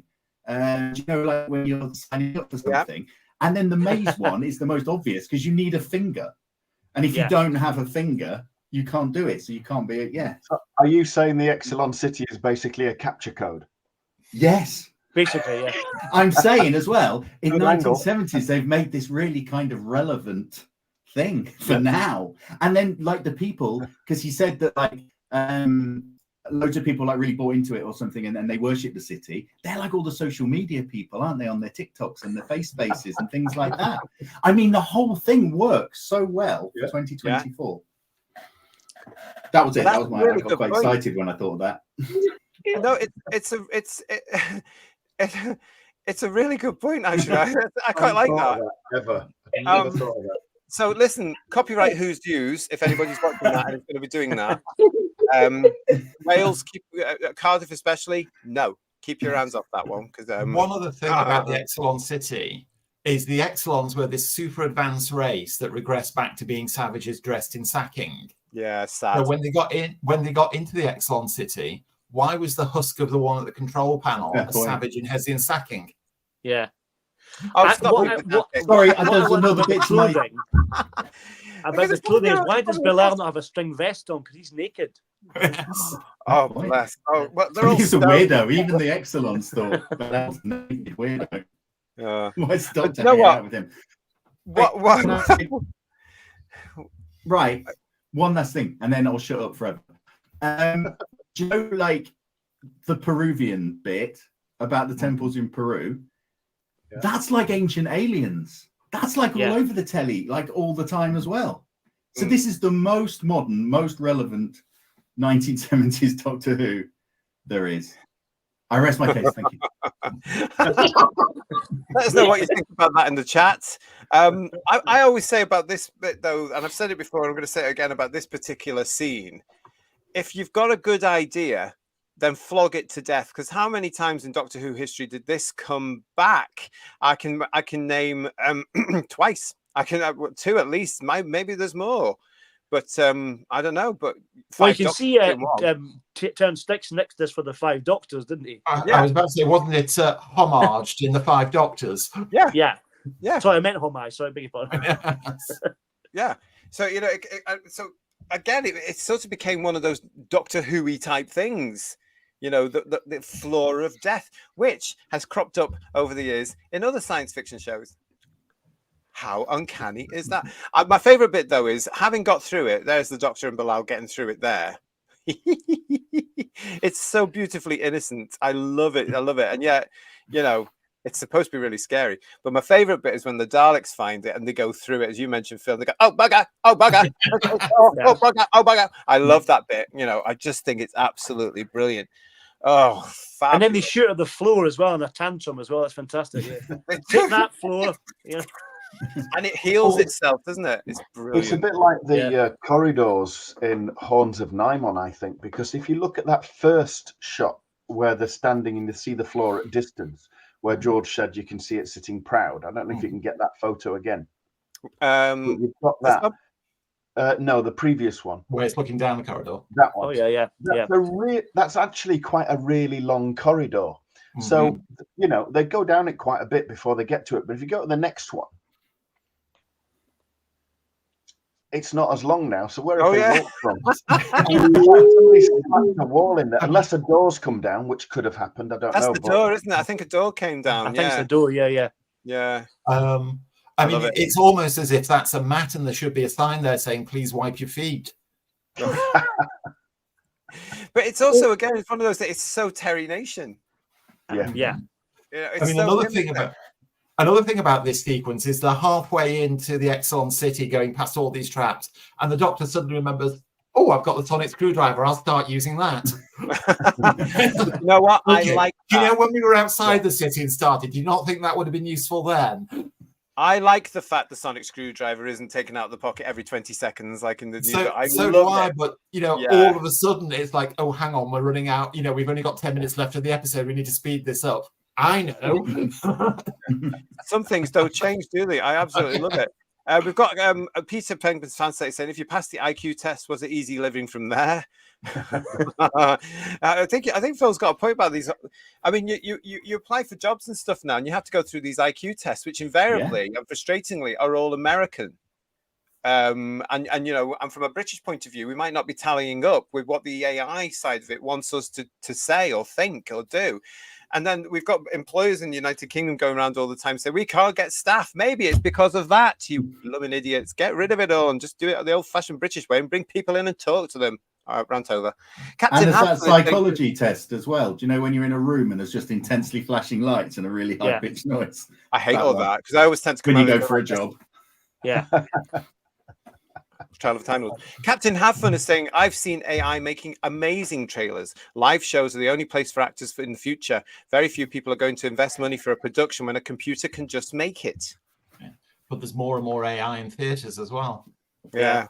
Yeah, they're quite worried about it all, aren't they? Paul Rose is saying, not that I've got any sympathy for them right now. Paul Rose is saying here as well, I think the Exilon suits makeup were actually pretty decent for that time period. There were far less successful creatures. They're fabulous, though. They really, and they are very, very scary. They are very, very scary. Captain Halfon is also... Garbage is saying good job, Phil, but we'll ignore that. And we've got Captain Halfon saying here, the Third Doctor is my second favourite. Ah, steady, Ian, steady. Problem being, it's also in mentioning this show is here probably inspired the adventure game Vortex. Now, I remember problem being when the adventure game started on the children's television on BBC. Thinking of Death to the Daleks at that point where they have to go over that, I thought, oh, this has been in Doctor Who. This will be easier. And then they got zapped, which the Doctor didn't do. So that was a bit of a shock, I have to say. I'm watching Sarah Green getting zooped. Daryl Joyce, Bilal's a naturist. Yeah, I think you might be, yeah. Yeah, nothing wrong with it. Well, yeah. Takes all sorts to make a world. Yeah. It's as easy as pie, says Stephen Braddock. What was the other one then? I mean, that was used. It was used in the Five Doctors. It was used in something else, which I had in my mind a couple of minutes ago. And then Phil distracted me with all this stuff, and I can't remember which one it was. Pete is saying to us here, good evening. Hello, Pete. Nice to see you. Thanks for joining us. No, good to see you. We are reviewing Death to the Daleks on what would have been Jon Pertwee's birthday. Would have been 105 had he been with us. And I love the Sonic, says Captain Have Fun, but not every couple of seconds. But no Sonic is like Skywalker without a lightsaber. Good point. Interesting point for you. Interesting. What else we got in the chat? Okay, so where are we up to now? I like that bit though with the floor. I think it's really, really good. I think it's fun. And I like the whole thing of the city being alive and having taken on this presence, Phil, about it's become its own creature now. And it says this is one of the baddies, isn't it? Because it's actually being worshipped by these primitives who created it. Yeah, because if you watch the story, the Doctor doesn't fight the Daleks; he fights the city. Yeah. Yeah, and the Daleks are just there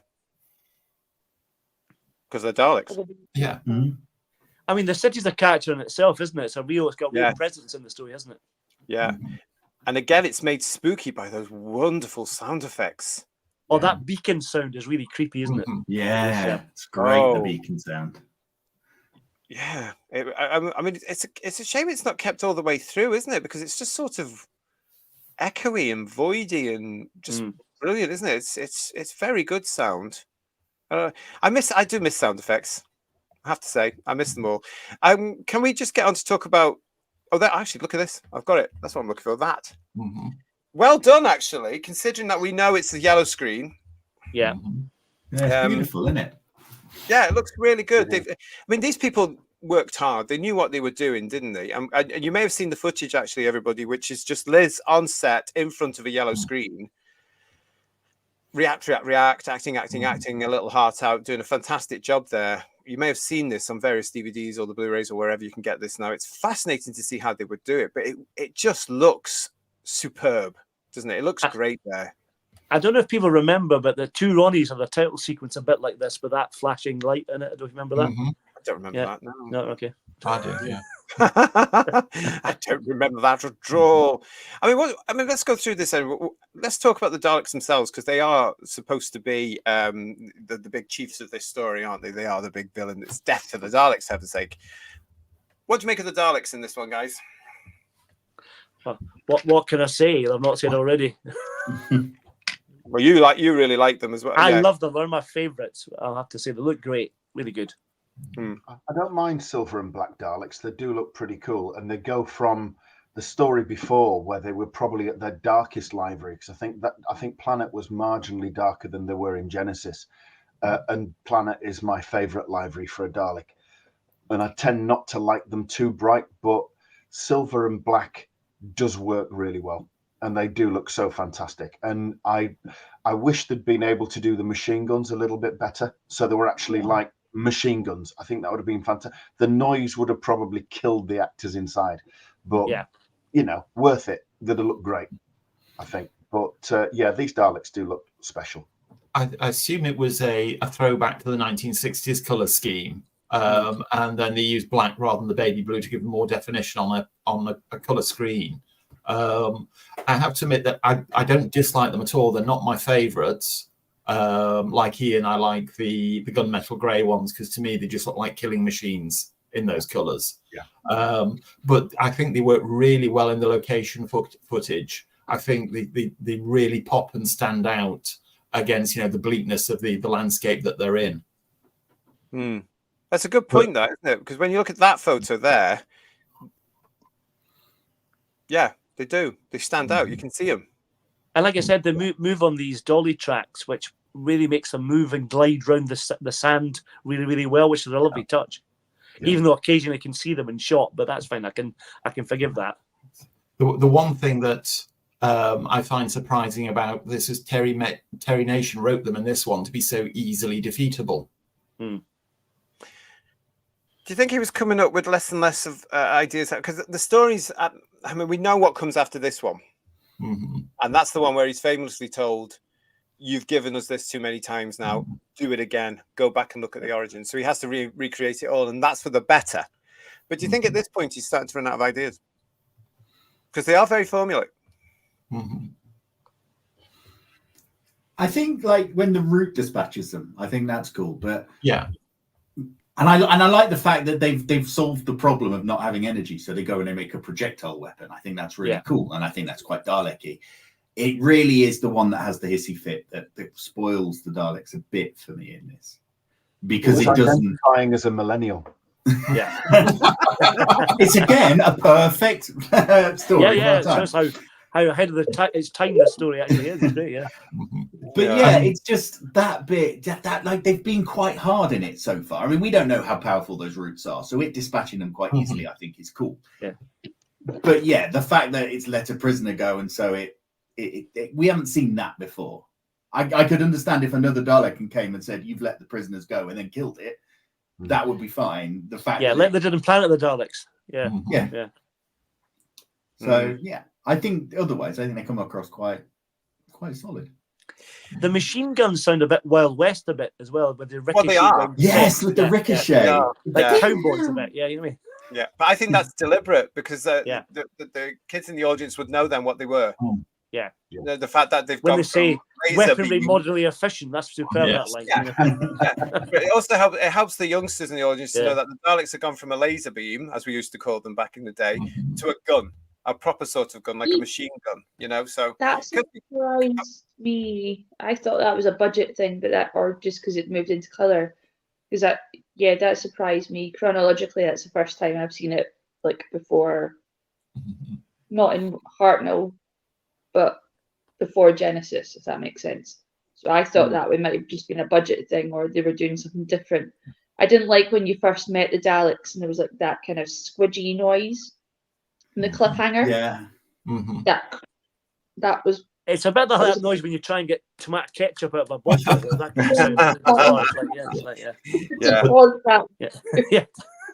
The other thing that the machine guns allowed the Daleks to do at this point in the program, which otherwise couldn't have done, was they could also fire on location, because it was a studio effect of the image going into color reversal used previously. You couldn't do that on film. So if the Daleks were out on location, they could never exterminate on film, whereas they could on this one. Oh, that's Achilles heel.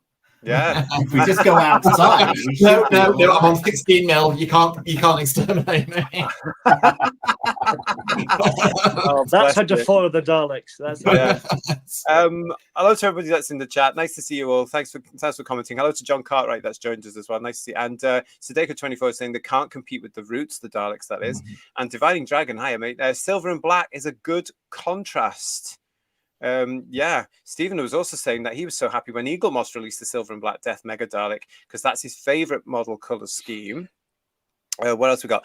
Daryl has also mentioned that cover, of course, that famous cover from the Target covers, which is now everywhere, isn't it? Really, it's a fantastic cover. Well, that also that picture of the Dalek on fire that was on the back of the Dalek annual from '76. Remember that with that great picture, superb. Well, again, I have to say that these particular pictures coming up now, this one especially screams Doctor Who for me. Yeah, that's the one. This is the one that was around when I was a kid. It was everywhere. This was and every time they said Death to the Daleks as a story, this is the one These are the pictures that you would get, and they're absolutely. You can understand why, but I also remember these being photographs around and about. It must have been at Blackpool, because I wasn't going to any conventions or stuff, because there weren't any, of course, and I was too young. But they must have had them on a wall or something, because this one I do remember, but I don't remember it being in the weekly at all. If I remember rightly, if you had the Doctor Who and Daleks omnibus that Marks and Spencer's published, yes, I got that. There's a lovely big colour photograph of the burning Dalek there. Oh, that might be it there. But those images, whether they're from the Target original Doctor Who monster book or wherever, that era, it just always reminds me, Bilal, those Daleks. It's just Doctor Who. It just. I'm surprised that Character didn't produce one with the top off and like a plastic flame coming at the top of it, like they did with the Dalek guns from Master Plan. Well, you never know. There's a thought for you. Yeah. They might do. There's still time for them to do all that, isn't it? But you're right, Daryl. Daryl, of course, our resident artist here on Who's Views, knows all about those sort of things. I mean, you can get it now on not just the Target, but it's gone into the Target audio, hasn't it? You can get it on posters, you can get it on mugs, you can get it everywhere now. So absolutely fantastic. Was it Jeff Cummings, the artist, who did the Target book? Oh, I was going to say yes, but that's a bit too quick, isn't it? Can somebody look it up? Because I remember when I should know that off the heart, but I'm old. It was first published by Target, seeing the cover, and I was always of the opinion the Doctor should always feature on the cover, but I really like that cover. Just so impactful. Though being the precocious 12 or 13 year old that I was, I looked at it and went, that Dalek's firing its exterminator. It shouldn't be firing. That's wrong for the story. Very good. Very good. That's a point, though. It is a fair point, isn't it? I mean, there's so much like you can be. I mean, this was also what they call now world building, because you had this whole thing going, and that happened a lot in Pertwee's time, didn't it? You had all these bits and pieces about these planets in peril and diseases running around, and the Daleks were always somewhere had to be responsible or being affected by it because the slave workers were dying or whatever. Peter's also saying to us here, John Abernethy, yay, but he gets killed off far too soon. Yeah. Another great casting for them there, George. Yes, indeed. He was previously in The Ambassadors of Death and Fury from the Deep, wasn't he? And came back in Power of Crawl. Power of Crawl he came back for, yes. Yeah, absolutely fantastic. And we've got here from Enspiel, the Dalek machine guns also made a reappearance in Empire Strikes Back. Did they? So that's the Mandalorian. So obviously they're owned now by that. They're over there, wherever that is. They're owned by those people. How bizarre. They've definitely been sold off by the BBC then in the past. Well, they were probably in some prop store somewhere and they just stumbled on them and used them. Yeah. And kept them. And Dalek, allegedly. Dalek Eye. I like these Daleks, but the voices don't sound very scary compared to earlier Daleks. I like Michael Wisher's voices, I have to say. I like them. Do you? Do you really like them? Yeah, I like Michael Wisher's voice. Again, it so reminds me of the Blackpool exhibition, because Mike recorded the sound loops of the Dalek speech for the Blackpool exhibition as well, in his standard non-modulated Dalek voice. I think it would have been better if they had another voice artist rather than Mike trying to disguise his voice to have a conversation with himself. So there's a great Mythmakers episode that he did, one of the early ones, and he does it on camera and does the 3 different levels, the deep one, the high one, the middle one, all that kind of stuff. And it's really interesting watching him do that, because he does it off the cuff brilliantly. I was very fortunate to spend some time with him many years ago once, and he could literally just go into the Dalek voice, no modulation whatsoever. He would just go into it and have a full conversation with you as a Dalek. Roy used to do that. It was quite unsettling. It really wasn't. Knock it off. Paul Richards is saying to us here, it's nice to have different colours as opposed to modern Who. Yeah, I totally agree with that. And John Mason is saying to us, I preferred the 60s Daleks. Jack Thursby's joined us and said, can both the word Dalek and Daleks be used as a plural? I think so, yes. Kind of worms there. I don't know. What else we got there as well? Thank you, everybody, for joining us. Paul Rose is saying to us, I did meet Pertwee briefly at the stage door after the Greatest Adventure stage play, The Ultimate Adventure, where he was refusing to sign autographs as he wanted to get home. Well, I'm not surprised, bless him. The poor guy I saw that as well, but apparently he was more or less exhausted by the time his run in the show finished. Yes, yeah, It really took it out of him in a big way. And also, he wasn't particularly well for half the run, was he? Yeah, so I heard. We've got here SG. I met Pertwee at Longleat, and he was posing with Bessie for pictures. Fabulous. Paul Rose is also saying, but David Banks did sign those to Cyberleader, but I still love Pertwee's Doctor, though. We all have our off days, and there was quite a crowd. It would have. Do you know what though? It would have been gutted because he loved his audience and he loved the fans. But yeah, I mean, there was talk at the time that he wasn't that well. He wasn't. Oh, bless him. God love him. Mike is making a point here. What do you think of this? Maybe the Daleks seem a bit more human in this one. What do you think? Not as human as they are in Revelation, but no. I'm thinking I could weave this into my theory somehow. To me, they're certainly they're not the most Dalek-y Daleks in terms of the way they're portrayed and how they come across on screen. And yet, they're continuing what happens in Planet of the Daleks, where you can see that, whereas Planet of the Daleks was scientific sort of Daleks, this lot are just warmongers in a sense, because they just want to kill everything. So they've got a mystery that they have to solve themselves. They're on a mission themselves. They suddenly realize they've got no power, they've got no weaponry, and that makes them vulnerable. So they go off immediately to find out what's not going to be. They're still the supreme beings. And no ugly thing in a cloth is going to tell them otherwise. They're going to have them. And they're going to capture them. So there's still that element there, isn't it? But it's an interesting point, Mike. Interesting point. As somebody new to this, Kirsty, what were your impressions of the Daleks? They weren't my favourite, to be honest. If I was to be asked what my favourite Dalek is, it's probably from the movies. They're still better than what we've got in New Who, but they didn't wow me in this, but still, that's not a complaint. It just wasn't, if I was to put a list of Dalek episodes that I've seen, it just wasn't the top. Were still Daleks, but just they weren't the Daleks that I know from like Genesis or whatnot. So nothing bad, nothing good. They were just there. Do you know what? That's quite funny that Kirsty's saying that, Kirsty, because I think that's the case with a lot of Doctor Who fans that I grew up with as well. Death of the Daleks, you didn't loathe it, you didn't love it. It was somewhere in the middle. I think that's interesting that Kirsty's got that now today. It needs more love, I have to say. Yeah. To me, they're not the biggest threat in the adventure. The Exilons are. Yeah. Did anyone notice that all the Space Corps are Blake 7 fans? Did you notice that? I thought it was Star Trek. Because I thought it was the Enterprise badge. No, it's the Blake 7 logo that they've got on their badges, except I think it's reversed.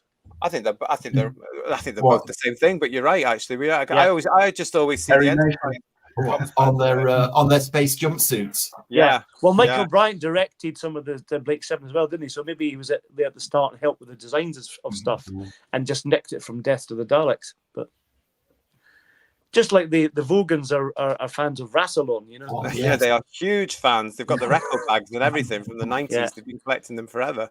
Absolutely. But it was good to see through the Dalek eye, definitely. I mean, I've heard it commented elsewhere, not here. Elsewhere, that it was the first time that you saw through a Dalek eye, but you didn't. You saw through Dalek eyes going right back to Hartnell. But it was it was a cheap way though, wasn't it? It was just a tube with silver foil in it, and but novel all the same. But they're just trying different things. You've got to applaud them for that. They were just trying different perspectives on things. Yeah, which I thought completely different. Sorry, JT, completely different from what you got in like 2006, 2005, like with the episode of Dalek, and you see the Doctor, and it's kind of got that camera reverse sort of thing. I loved what you had there with the tube. That was brilliant. It's like you do as a kid with a toilet roll, isn't it? It's really that. You've got to commend them, because that people are just lazy nowadays, and these guys were thinking of the most ingenious, genius ways to get these out, and. Yeah, you got to commend them for trying and having the balls to go and do something different. And yeah, I'd much prefer that to a Dalek's point of view than what we've got nowadays as well. So, but the brilliant thing about this, Kirsten, is that all this was actually very good at the time. Of course, you know, this was all novel. This was all different. You didn't get that sort of stuff on television at the time. Pete's saying to us here, Dalek on Fire was a lovely touch, and seeing through the eye perspective. A thorough back to Dalek invasion. Yeah, I mean, because it had, as Ian was saying, it had been around for years. It wasn't new. But also, we have to also remember that these episodes in particular influenced a certain generation that allegedly went on to run the show. So, you know, this was inspiring for them. So they're all sitting down as kids watching this and remembering all this. So they were bound to bring it in and update it when they eventually got their grubby little protuberances on it. Mark was agreeing with you there, Paul, about what you were saying earlier. The Daleks using a miniature TARDIS as target price is a joy. Geez, they really don't like the Doctor. No, they hate it. They really don't. Did anybody notice in episode 2 where the Daleks are having their private little powwow? They say something like, it's imperative the humans think there are only 4 of us. And they all go off and do their Dalek things. And then 2 of them get destroyed. And then in episode 3, you see 4 of them together again. Yeah. And one of them's on a quiet kip as well, isn't it? So, yes. What we're casing without an operator. Yeah. But it just shows you the power of suggestion. Because I remember being little and thinking that in Death of the Daleks and Genesis of the Daleks, so on 4 and 5, I remember thinking there were thousands of them. And I think it must be because it's actually put there in both episodes. In this one, the one you've just messaged there, Joe, they must only think there's 4 of us. Which is a bit stupid, really, of anybody from Earth thinking if you can put that spaceship can just be driven by 4 of them. I mean, it's a bit daft. You know, they hold thousands of the buggers. But also in Genesis, there's that line as well that suggests there's thousands hidden away somewhere. And he did it in Planet as well, although that time he got to see them all. It's very clever. Yeah.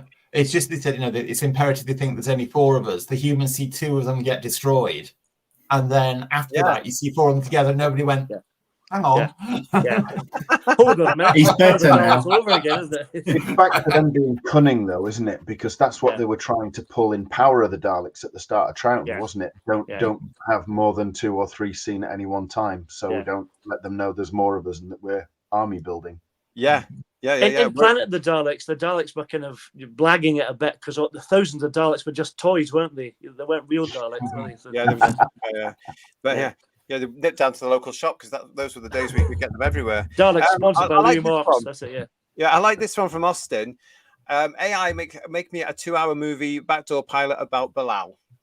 Yeah, don't give them ideas. I tell you, don't give them ideas. I actually just want to mention Bilal. I know we talked about him before, but this is an incredible main character introduced here by Terry Nation for this story, and one of those famous characters that is one-off, never seen or heard of ever again. But it's actually magical because, as I said, when he first appeared, I was scared because Sarah was scared, and you get that whole, that whole reaction from Liz. But I love the way how it evolves, so that by the end they're all chummy. And fans over the years, I've always wondered what would have happened if he'd gone with them, haven't they? It's a lovely character, though, isn't it? Yeah. So innocent, like a child. Well, he made enough of an impression to get his own Weetabix card. Yeah. He did. He really did. The only free I could ever get in a pack. If he joined the TARDIS crew, though, he couldn't do what Spock did to hide what he looked like by putting a woolly hat on his head to hide his ears. So what would he do let's go to Victorian times, Bilal and Sarah, see what happens. Oh, look, there's an alien. How does that work? But how funny would it be if he did? He just put a hat on and then just walked around. They don't recognise me now. Yeah, then I was like, all right, Bilal. That's what Muppet did with Vastra, though, wasn't it? Oh, there's a lizard woman married and also a lesbian naturally. Let's just put a netting hat over her face because nobody will tell. Go on, Kirst. Sontaran, what's his puff? What's his name? Drax. Drax. Yeah. Oh, the Sontaran. Yeah, you see. So they could have been ahead of their time here, And again, it's one of those wonderful creations of Nation, because Terry Nation had this wonderful ability to make all these races and stuff. I'm still certain at the back of his mind at this particular point when he's writing this story, that infamous series is in the back of his mind, thinking, right, I've got all these galaxies and universes here and all these characters, and one of these days I'm going to get my own Dalek series. Well, into the 70s, he still wanted his standalone Dalek series. Yeah, he did. I mean, look at the costume on this. I mean, I know the kids today might look at this and think, oh, that's really badly made. I love it. Oh, so do I. It's in 3 sections, of course, and it just looks great. Even when it's out of the context, i.e. in the city where it shouldn't be, I think he still looks amazing. And at this point, I just want to say a huge shout out, of course, to Arnold Yarrow. Yeah. Who's still with us, which is lovely. So congratulations to he's about 105, isn't he? I think he is. Like yeah. It's going to be 105. We actually mentioned this, didn't we, on the show when he celebrated his 104th. Yeah. So it's lovely, lovely, lovely. I hope he's happy and I hope he's healthy, but still known to Doctor Who fans for this wonderful part. Are we Doctor Who treasure there? So hello to him. Wonderful. Well, you know, in another universe, if Bilal had become a companion, can you imagine the scene of him sitting in the unit canteen or something? Yeah, we're being corrected by Daryl. Thank you. It was Roy Knipe, of course. Roy it was. Knipe. Thank you, Daryl. Thank you. The target cover, so that iconic cover, which I hope he's making money on that because I see it everywhere. It was even used recently, as we covered on our visitations playlist, as the poster for the art museum, wasn't it, down south? Yeah, it's beautiful. I remember Target did it as a poster giveaway, didn't they? Yes, they did. I'm looking at the wall because it used to be on the wall. I've got it somewhere. Yeah, I've got it. Austin wants us to remember Joy Harrison. And we should do as well. Joy Harrison was very good in this. She was actually, wasn't she? Yes. Really brought that believable element in here. And that's fantastic. And the way she got on with Sarah, the way she got on with Liz, those characters just gelled, don't they? I mean, it must, somewhere in my head, I just think of Sarah Jane meeting all these women in the future. And because of the character she was, she's thinking, yes, we made it. We make it. You know? Jill's a bit like another companion, don't you think? A little bit. Yes. You know, it could be the two of them together, you know? Well, there's Jill on this life or death, fraught with danger space mission, fully made up, not a hair out of place. Been to the space hairdressers, that's what happened. And you know full well if it was nowadays, she'd be copying off with Sarah, don't you? Oh, no, yeah, probably. And I would take that as well. Yeah. Paul is saying, the level they drag it down to. Paul Rose is saying to us here, I think the Daleks are at their creepiest when they get a little bit a little bit of character thrown in, so you can feel there is something in their scheming and hating. That's a great point because you know, too many times, in my opinion, today, and I haven't seen the Daleks on television since Capaldi. So at that point, I was starting to think, Paul Rose, they're becoming too robotic, like the Cybermen did. And you've got to remember, there is something in there that is far more, and it's a Khalid mutant, which is a mutant from humanoids. So I get your point there and totally agree with you, Paul. I think you're right. And maybe they should be bringing that back. Oh, well, don't ignore that. Significant, says Steve, that this was the last classic story without Davros. Yeah. Absolutely. Absolutely. It's quite important in that sense, isn't it? Because everything was about to change for them the year after. And that's a whole different discussion, isn't it? I was surprised as Dalek Eye that the Doctor did not recognize the Dalek spaceship. They certainly seem to change them all every year, don't they? It was a different hubcap this year from Dalek Invasion of Earth, wasn't it? Also, in episode 4 at the end, where the Dalek spaceship takes off and the Doctor says, right, everybody back to a safe difference. 10 yards backwards should do it. Yeah. The spaceship has just taken off in front of them and there's not even a breeze. Oh, come on. We've got to bless them. Oh, I love that. Hi to Philip. Philip Roy saying, isn't Arnold now 140 years? Yeah, we're going on to 105. Hope he is well. So nice to see you, Phil. Hope everything's going well with your film.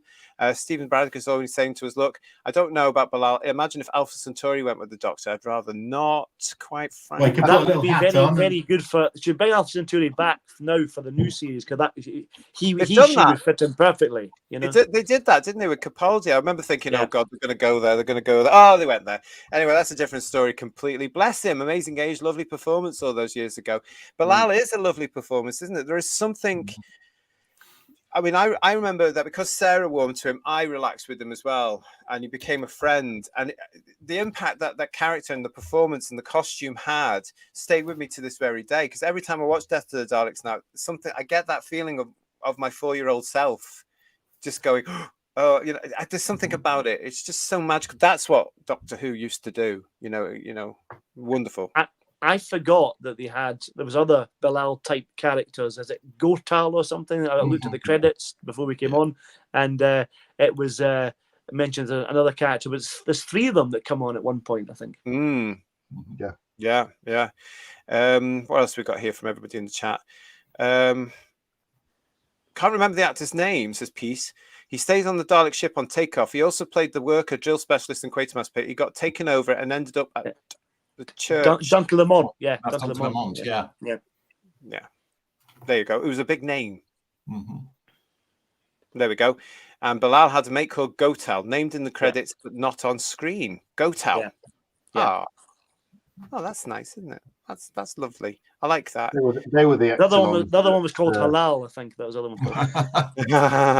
Now the other thing we need to talk about. Get wiped out, weren't they? Yes, that's right. Well, that was. But that whole story that Nation's put in there about the fact that yes, they're going to get wiped out, and they've split into 2 races, and one doesn't bend the knee, if you like, to the city, and the others have become very primitive and do. It brings me on very nicely, I think, to let's talk about the city. Another Doctor Who staple. Lots of different games. Yeah, I remember someone saying it's a bit like the Doctor Who annual used to get all these different things on the back of it, you know. Yeah, and bless him, Pertwee does a fantastic job of acting with some of these things. This one makes me laugh all the time because he's just like, done. You can imagine in studio going, we'll put cut in here, won't we, Michael? I'll just go to here. I don't have to say anything silly here, do I, love? But I just love it. I mean, again, it's a Nation concept, isn't it? He's sort of repeating himself here because we have seen this sort of stuff before, but it doesn't matter. It really doesn't matter. And I love the fact it gets name checked in Pyramids of Mars. Yeah. Reminds me of City of the Exilons. It's that lovely shot of the Daleks trying to get into the city as well. The sink plunger moving about trying to decide which one it is. Wow. Do you think they got a finger? Yeah. Like they got a finger and stuck it to the plunger and they did it with that. I bet it was really grim. I don't know. You would think they would have put one of the claws on from the movies or something then, wouldn't they? Why would you think the Daleks are like R2-D2 and they could just another device will pop up? That'll be the finger device. They can do that. You know? Do you remember the Palitoy talking Dalek? The plunger. I've got 3 of them over there. The plunger. Oh, that's right. Yeah, that's right. Yeah. So yeah, it had a as did the Louis Marks one. Yeah. Maybe they did. Actually, the Exilon City is sort of foreshadowing the Philip Hinchcliffe Gothic feel. Once they actually get inside the city, the horror element wraps up because you've got dusty skeletons of decomposed bodies lying around, which are actually pretty graphic. Yeah, they are actually. I think they're fantastic the way they do those. They loved all that, didn't they, in the old days? They didn't have anybody saying you can't do that. Pile it all on. I love the antibodies as well that come out of the city and try and protect this. They're fantastic, aren't they? Really creepy. Again, look at its time. I mean, these things they're acting like antibodies, but they look really decayed.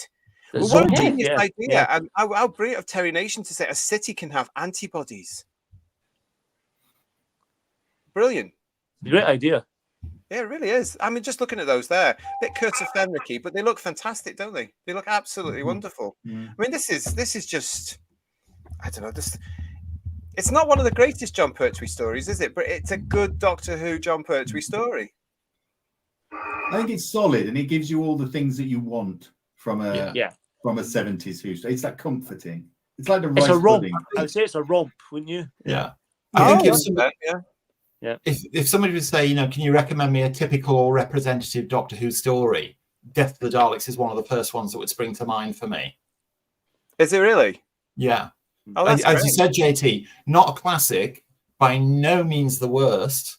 No. But, one, as you said, Phil, that ticks all the boxes, that has all the elements, then, one of the ones that would be a go-to for me would be Death of the Daleks.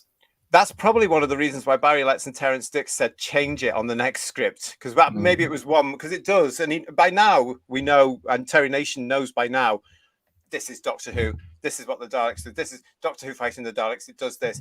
I reckon that had they not intervened, it would have been the same, more Planet of Daleks, more Death of the Daleks for Tom.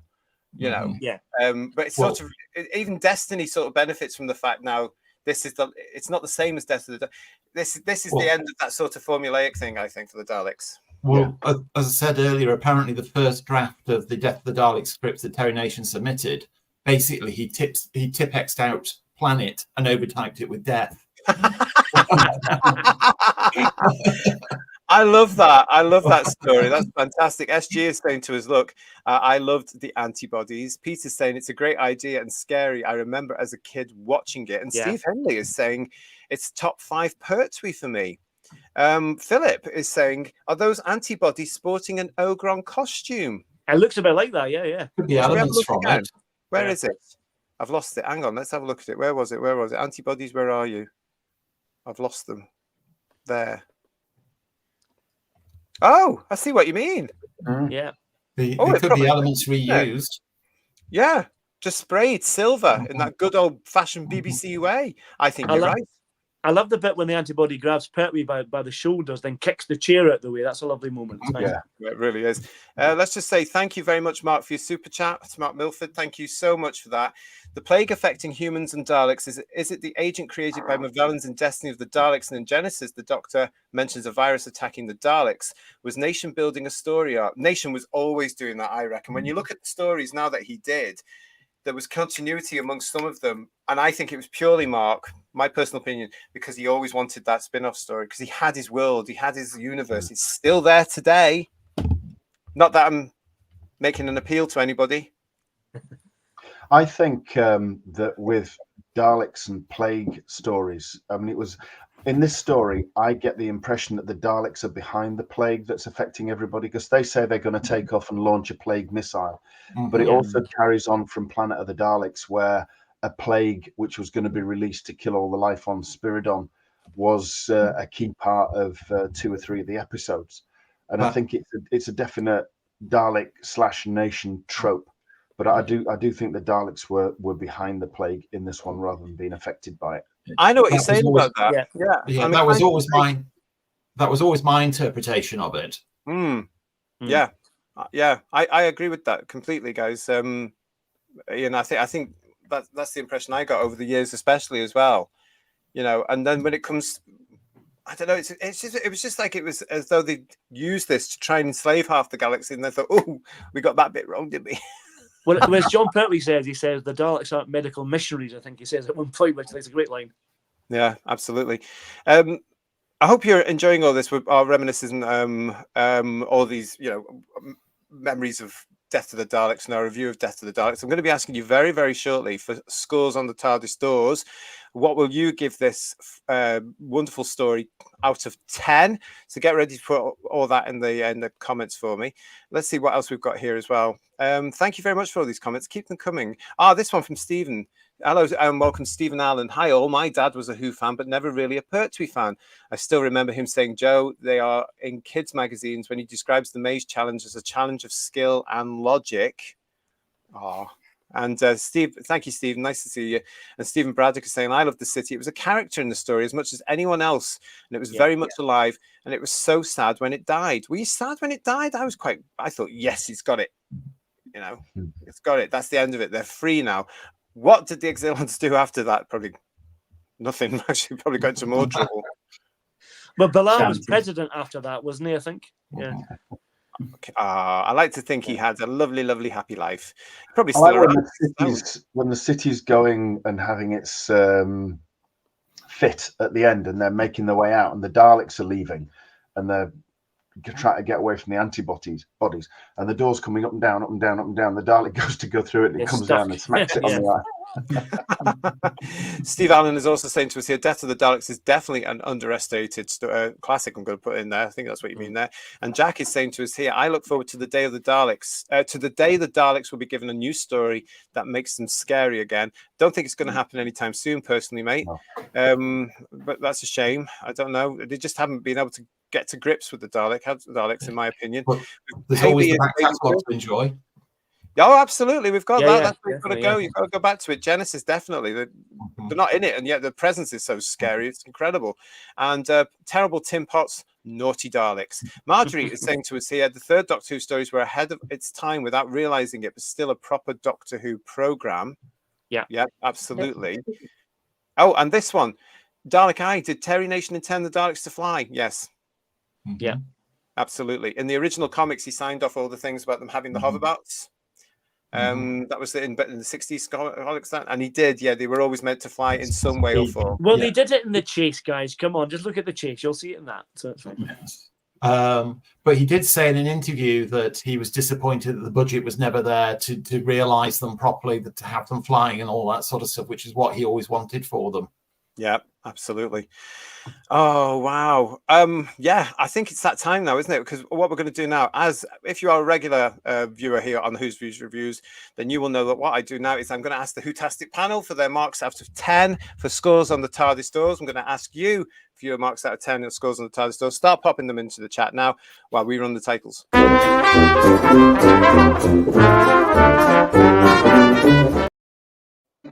Brilliant, brilliant, brilliant. I really enjoyed talking about this one. Isn't it lovely to get back to talking about something like this on this special day as well? The day where we are, of course, remembering the legend that was the wonderful. And I have to say that because, you know, when you meet him, he made an impression. I mean, you're never going to forget meeting Pertwee or most of them as well, but Pertwee as well. But anyway, this would have been his birthday. He would have been 105 years old today if he was still with us. God love him. At least we've still got him with 5 years, modern ones, of Doctor Who.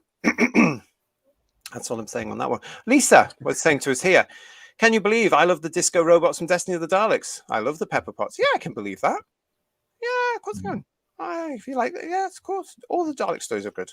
And Stephen is saying to us here, my favorite Dalek stories, Power and Evil, because they are brilliant and Machiavellian. Ooh. Right, so I'm going to start now asking the panel for their scores on the TARDIS doors. Out of 10, we're going to start with George. Okay, as I said, I think this is, you know, one of the textbook ticks all the boxes Doctor Who stories. I don't think it's upper echelon, top tier classic. It's a long way from the bottom, though. As I said, the Daleks are a bit un-Dalek-y for me in it. And this is an observation, not a criticism. Jon Pertwee is very unphysical in this one. And I know at that time, as we mentioned before, he was absolutely plagued with a bad back. You know, at times he was absolutely immobile. He knew he was leaving the series. Maybe that was a factor.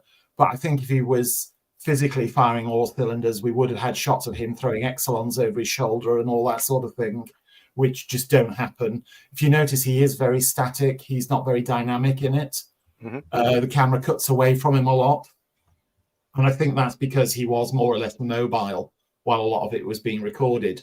Having said that, that doesn't take away from his performance. He is still very much the Doctor, you know, the hero that he should be. I wouldn't hesitate to recommend this to anybody for a good old-fashioned bit of adventure and a fun watch. For me, it's a 7 out of 10. 7 out of 10 from George there. SG is in the chat saying to us, Sarah's best line in this story is you just don't want to be lumbered with me. I'm gonna challenge you on that and say Sarah's best line for me in this story is I can sink anywhere. We didn't really talk about Liz in this, but again, what a performance Liz gave as Sarah Jane in her first series here, first meeting with the Daleks as well. Absolutely fantastic. All right, Kirsty, lady of the chat, out of 10, what are you giving Death to the Daleks, sweetie? I am going to give it an 8 out of 10. The music sort of took me away with it, but from the more I learn about John from Ian and then listening to you guys as well, as the kids would say in TikTok language, he's based, he is a Chad, he is a legend, he is the moment. Happy birthday to the GOAT, the boss man, 8 out of 10. Okay, lovely. Okay. I understood some of that, I have to say. Can we have translation? Can we have translation subtitles? Yeah, absolutely. He's an absolutely spankingly fantastic fellow. Oh, that's fine. We know what that means. Yeah. We know what that means. Phil, what are you giving this Test of the Daleks for the scores on the TARDIS doors? Well, I'm down with the kids too, and I thought the Third Doctor was radical in this, and in other places he was skill. So I'm going to give it. Oh, no, I'm giving it 8 out of 10. I think, I reckon this is probably one of the first stories I saw all the way through. So I remember as a child bits of Seventh Doctor stories on the telly, but my mum would have started renting the videos for me in the early 90s, and I remember that. I've watched it a few times then. So yeah, so I think a little bit emotional, but it does everything. It gives you everything you need. It's got good monsters. It's got, and I've got a great theory about it. So you have a stunning theory, and because of that, he's given that an 8 out of 10. The scores on the because of my own work. Yes, exactly. Because of my own work around the story, I'm going to give myself 8 out of 10. Phil inheriting the Terry Nation ability to tell stories there. Third Doctor Ian. Now, I have a feeling that you might be a little bit biased towards this one, Third Doctor Ian. I'm not sure why Third Doctor Ian, but what are you going to give this particular story, Third Doctor Ian, on scores on the TARDIS doors?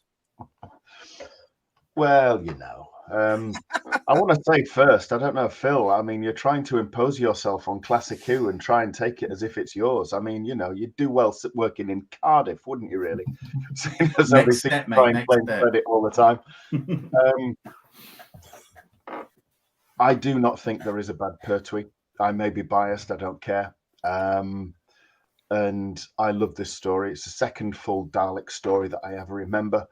But this whole era was just so fantastically, perfectly Doctor Who. And Pertwee was the perfect Doctor for me. You may have guessed. And also as well, we've not mentioned it, but it was only not specific for this story, but for this season. It had that fantastic title sequence, which was absolutely jaw-dropping when it came out. Right. And we're all familiar more with the Tom Baker one because it lasted for so many more years. I think it did 6 years after that. But it was a modification on this one. And I love the way that this one starts. Where Tom's is like down the sides. This is just... This title sequence still blows me away. And it set the scene for these stories, of which Death to the Daleks was one. Not my favorite Dalek story. That will be Planet of the Daleks for Pertwee for me, and not my favorite Pertwee, but I love it. 8.5. Okay, thank you very much. 8.5 from Third Doctor Ian. Okay, and Paul, what are you going to give this? Well, I think I've expressed how much I love this story already. I absolutely adore this. And maybe because, like Phil was saying, it's an early VHS that came out. Look that up, Kirsty. And it's VHS. When that came out, was that 84, 85, something like that. And I loved that story. Watched it so many times. This has got to be, and I love season 11 anyway. It's a great series. I kind of agree a little bit what George said, that sometimes Pertwee wasn't in great health for this season a little bit. Yeah. Maybe it showed a little bit in his performance, a wee bit maybe. But I really love him, and it's like so cool. I love Bilal, love the Daleks, like I've said. I love this colour scheme, superb. I'm going to really gush about this. I'm going to give it 10 out of 10. Love it. Oh, you're giving it a 10? Yeah. Wow. Just as a quick sidebar, Paul, do you remember when the BHS was released, Jon Pertwee did a publicity appearance at HMV on Oxford Street in London? I wasn't there, but I remember that. Yeah. And apparently he brought Oxford Street to a complete standstill. Yeah, he did. I mean, that was the one he went on that big tour with as well, wasn't it? To promote Death to the Daleks, because I remember seeing him somewhere. And the queues were massive for him. I can't remember where it was. It was either Glasgow, Edinburgh, or Liverpool. Yeah. I can't remember. Huge tour. Yeah. He loved every minute of it as well. Yeah. I don't know if it's still knocking about, but I remember I wasn't there either. But I remember seeing footage and news coverage of it, and he literally brought Oxford Street to an absolute standstill. Yeah, there's pictures still around there if you want to look up at that particular day as well. He still had it even then. Yeah. From my point of view, I love this story. It's not one of my favorites, but again, for me, as I said before, it's in the middle. It's a middling one. I can quite happily go and put the episodes on and watch it, but it's not one I would choose to watch out of Pertwee. Isn't that interesting? I'm going to give it a 7 So between us all on the Whotastic panel, this story has been given 48 out of 50. Which is 48 more than season 1 got. Doesn't that say a lot? Actually, 48. That's the highest score we've had on reviews for about 10 weeks. That's all I'm saying. Let's get into the chat and see what they're giving it. John is giving this a solid 8 out of 10. Look at this. We are back up. We are back up on these scores. Yeah. A certain homeowner. I hope you see this and learn from all this, because this is your audience. And then, well, anyway, we've got here Legion of James, 7 out of 10. Steve is giving it a 10. John Mason, 6 out of 10. SG, 7 out of 10. Paul Rose, 7 out of 10. Noel Thrussell, hiya Noel, 8 out of 10. Enspiel, 7 out of 10. A respectable 7 out of 10, I think so. Jack Thursby is giving it 8 out of 10. Thank you for that. Problem Being is giving it a 6 out of 10. Look at this, guys. We haven't seen these marks for quite some time. Julianne, lovely, lovely, lovely. 8. Captain Have Fun is giving it 8 or a 9. Let's make it a 9. Rick Storm, 8 out of 10. Philip Roy is giving it 8 out of 10 as well. Thank you very much for all your scores. Georgia Donald, nice to see you, 7 out of 10. Austin is giving it a 7 out of 10. Pete is giving it a good solid 8 out of 10. Austin is saying maybe a 6. Ooh, okay, well, we'll go with the 6. And Dividing Dragon is saying to us here 8 out of 10. But when compared to current, 12 out of 10. We've got here from Stephen Braddock, Death of the Daleks, an easy, solid nostalgia filled 8 out of 10. And Marjorie is saying 9 out of 10 and 10 for Pertwee. God bless his soul. I think, yeah, we're all going to agree with that one. Lex is giving it a 9 out of 10 for John's excellent performance, even though he was not a fan of the Daleks. Shame he didn't get a full Cyberman full story, only a few scenes in the 5 Doctors. Yeah, fair enough. What else we got here? Oh, right, Sean. Sean Cry is saying, for its time, I'd give it a 6, but compared to the new crap, it'd be a 10. Dalek Eye is saying 8 out of 10. There are better Dalek stories, but Pertwee against the Daleks is a pleasure. And again, it's one of those things, isn't it, where it's pure Doctor Who. John Pertwee and the Daleks, it's pure Doctor Who. Kip, hello, Kip. Thank you again. 7. And Lisa is giving it 10 out of 10. Yay. Wow, look at that. I'm so impressed by all these big marks again. It's nice. The big marks are back, panel. Peter Venkman fansite, 9 out of 10 because of the third city destroying skills, just when you thought technology stopped hating on him. Yeah, everything, all's well was ends well at the very end, wasn't it? All's well was ends well. Yeah, now we're down to 699 wonders. That's it, yeah. So titles crashing. Graham, 8 out of 10. Thank you. Lots and lots of chat there as well. Thank you very much for that one. Any more scores on the TARDIS doors? Let's have a look. John is saying to us, I am 70, so I am all classic Who, 9 out of 10. Thank you, John. Lovely to see you with us again. Thank you very, very much. Graham is saying, lovely chat, as always, folks. Glad you enjoyed it. I've enjoyed it as well. And Lex is saying, great show, guys. Always great to join in the show. Ian is right. Great story for his final series for Jon Pertwee, and the title sequence was very good. And when you think about it as well, even though they amended it slightly for Tom, one of the longest running title sequences on British television, because it ran for 7 years all in all. Yeah. And that's why it became iconic through those golden age of the 70s television. Even now, when you watch it, I get a tingle, down the spine. It's just. I do though with Jon Pertwee standing there with his arms folded. It looks like he's going to do a Cossack dance, though. I think. Poor Richard is saying. Poor Richard is saying, I'd give it an 8 out of 10. Very enjoyable. Thank you for that, mate. Thank you so much. Any more scores for the TARDIS stores here?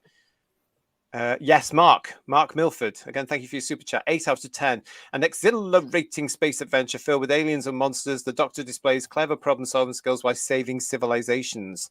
That's why it's Doctor Who. That's the Doctor there, isn't it? You can't beat that. Paul Rose is saying, great stream as always, gang. Stay behind the sofa. Good night to all transcendental time ticklers everywhere. Time tickler? Oh, I'm having that one. Making a problematic. Time tickler. You can buy those at Ann Summers, can't you? Allegedly, Ian allegedly. Allegedly. The chatter is not included. I love that. I love it. Thank you, Paul. Oh, yes. Mike Disney is saying 9 out of 10. Wow, that's fabulous. And Daryl is saying to us 8 out of 10 with lots of nostalgia for this one, both original transmission and the VHS releases. Absolutely. Peter's reminding us that I saw him outside the Empire in Liverpool. I did as well, Pete. Peter clamoring for his autograph. He did look very tired, which is understandable. By the time he got to Liverpool, I think the poor fellow was knackered, to be quite honest. I really, really do. And Jack is saying to us here, Pertwee elevated even the lesser episodes. That's the screen presence he had. Absolutely. Yeah, agree. Yeah, absolutely. Any more scores on the TARDIS doors? I'm going to call out. Lisa, thank you for your super chat. I think Paul is my long lost dad. Hey up. Something we don't know about. Where do you live? Impossible. Yes. Legion of James is saying to us here, it's when you watch John as the Doctor that you truly realise just how disrespectful and disgraceful the latest incarnation is to the legacy of the show.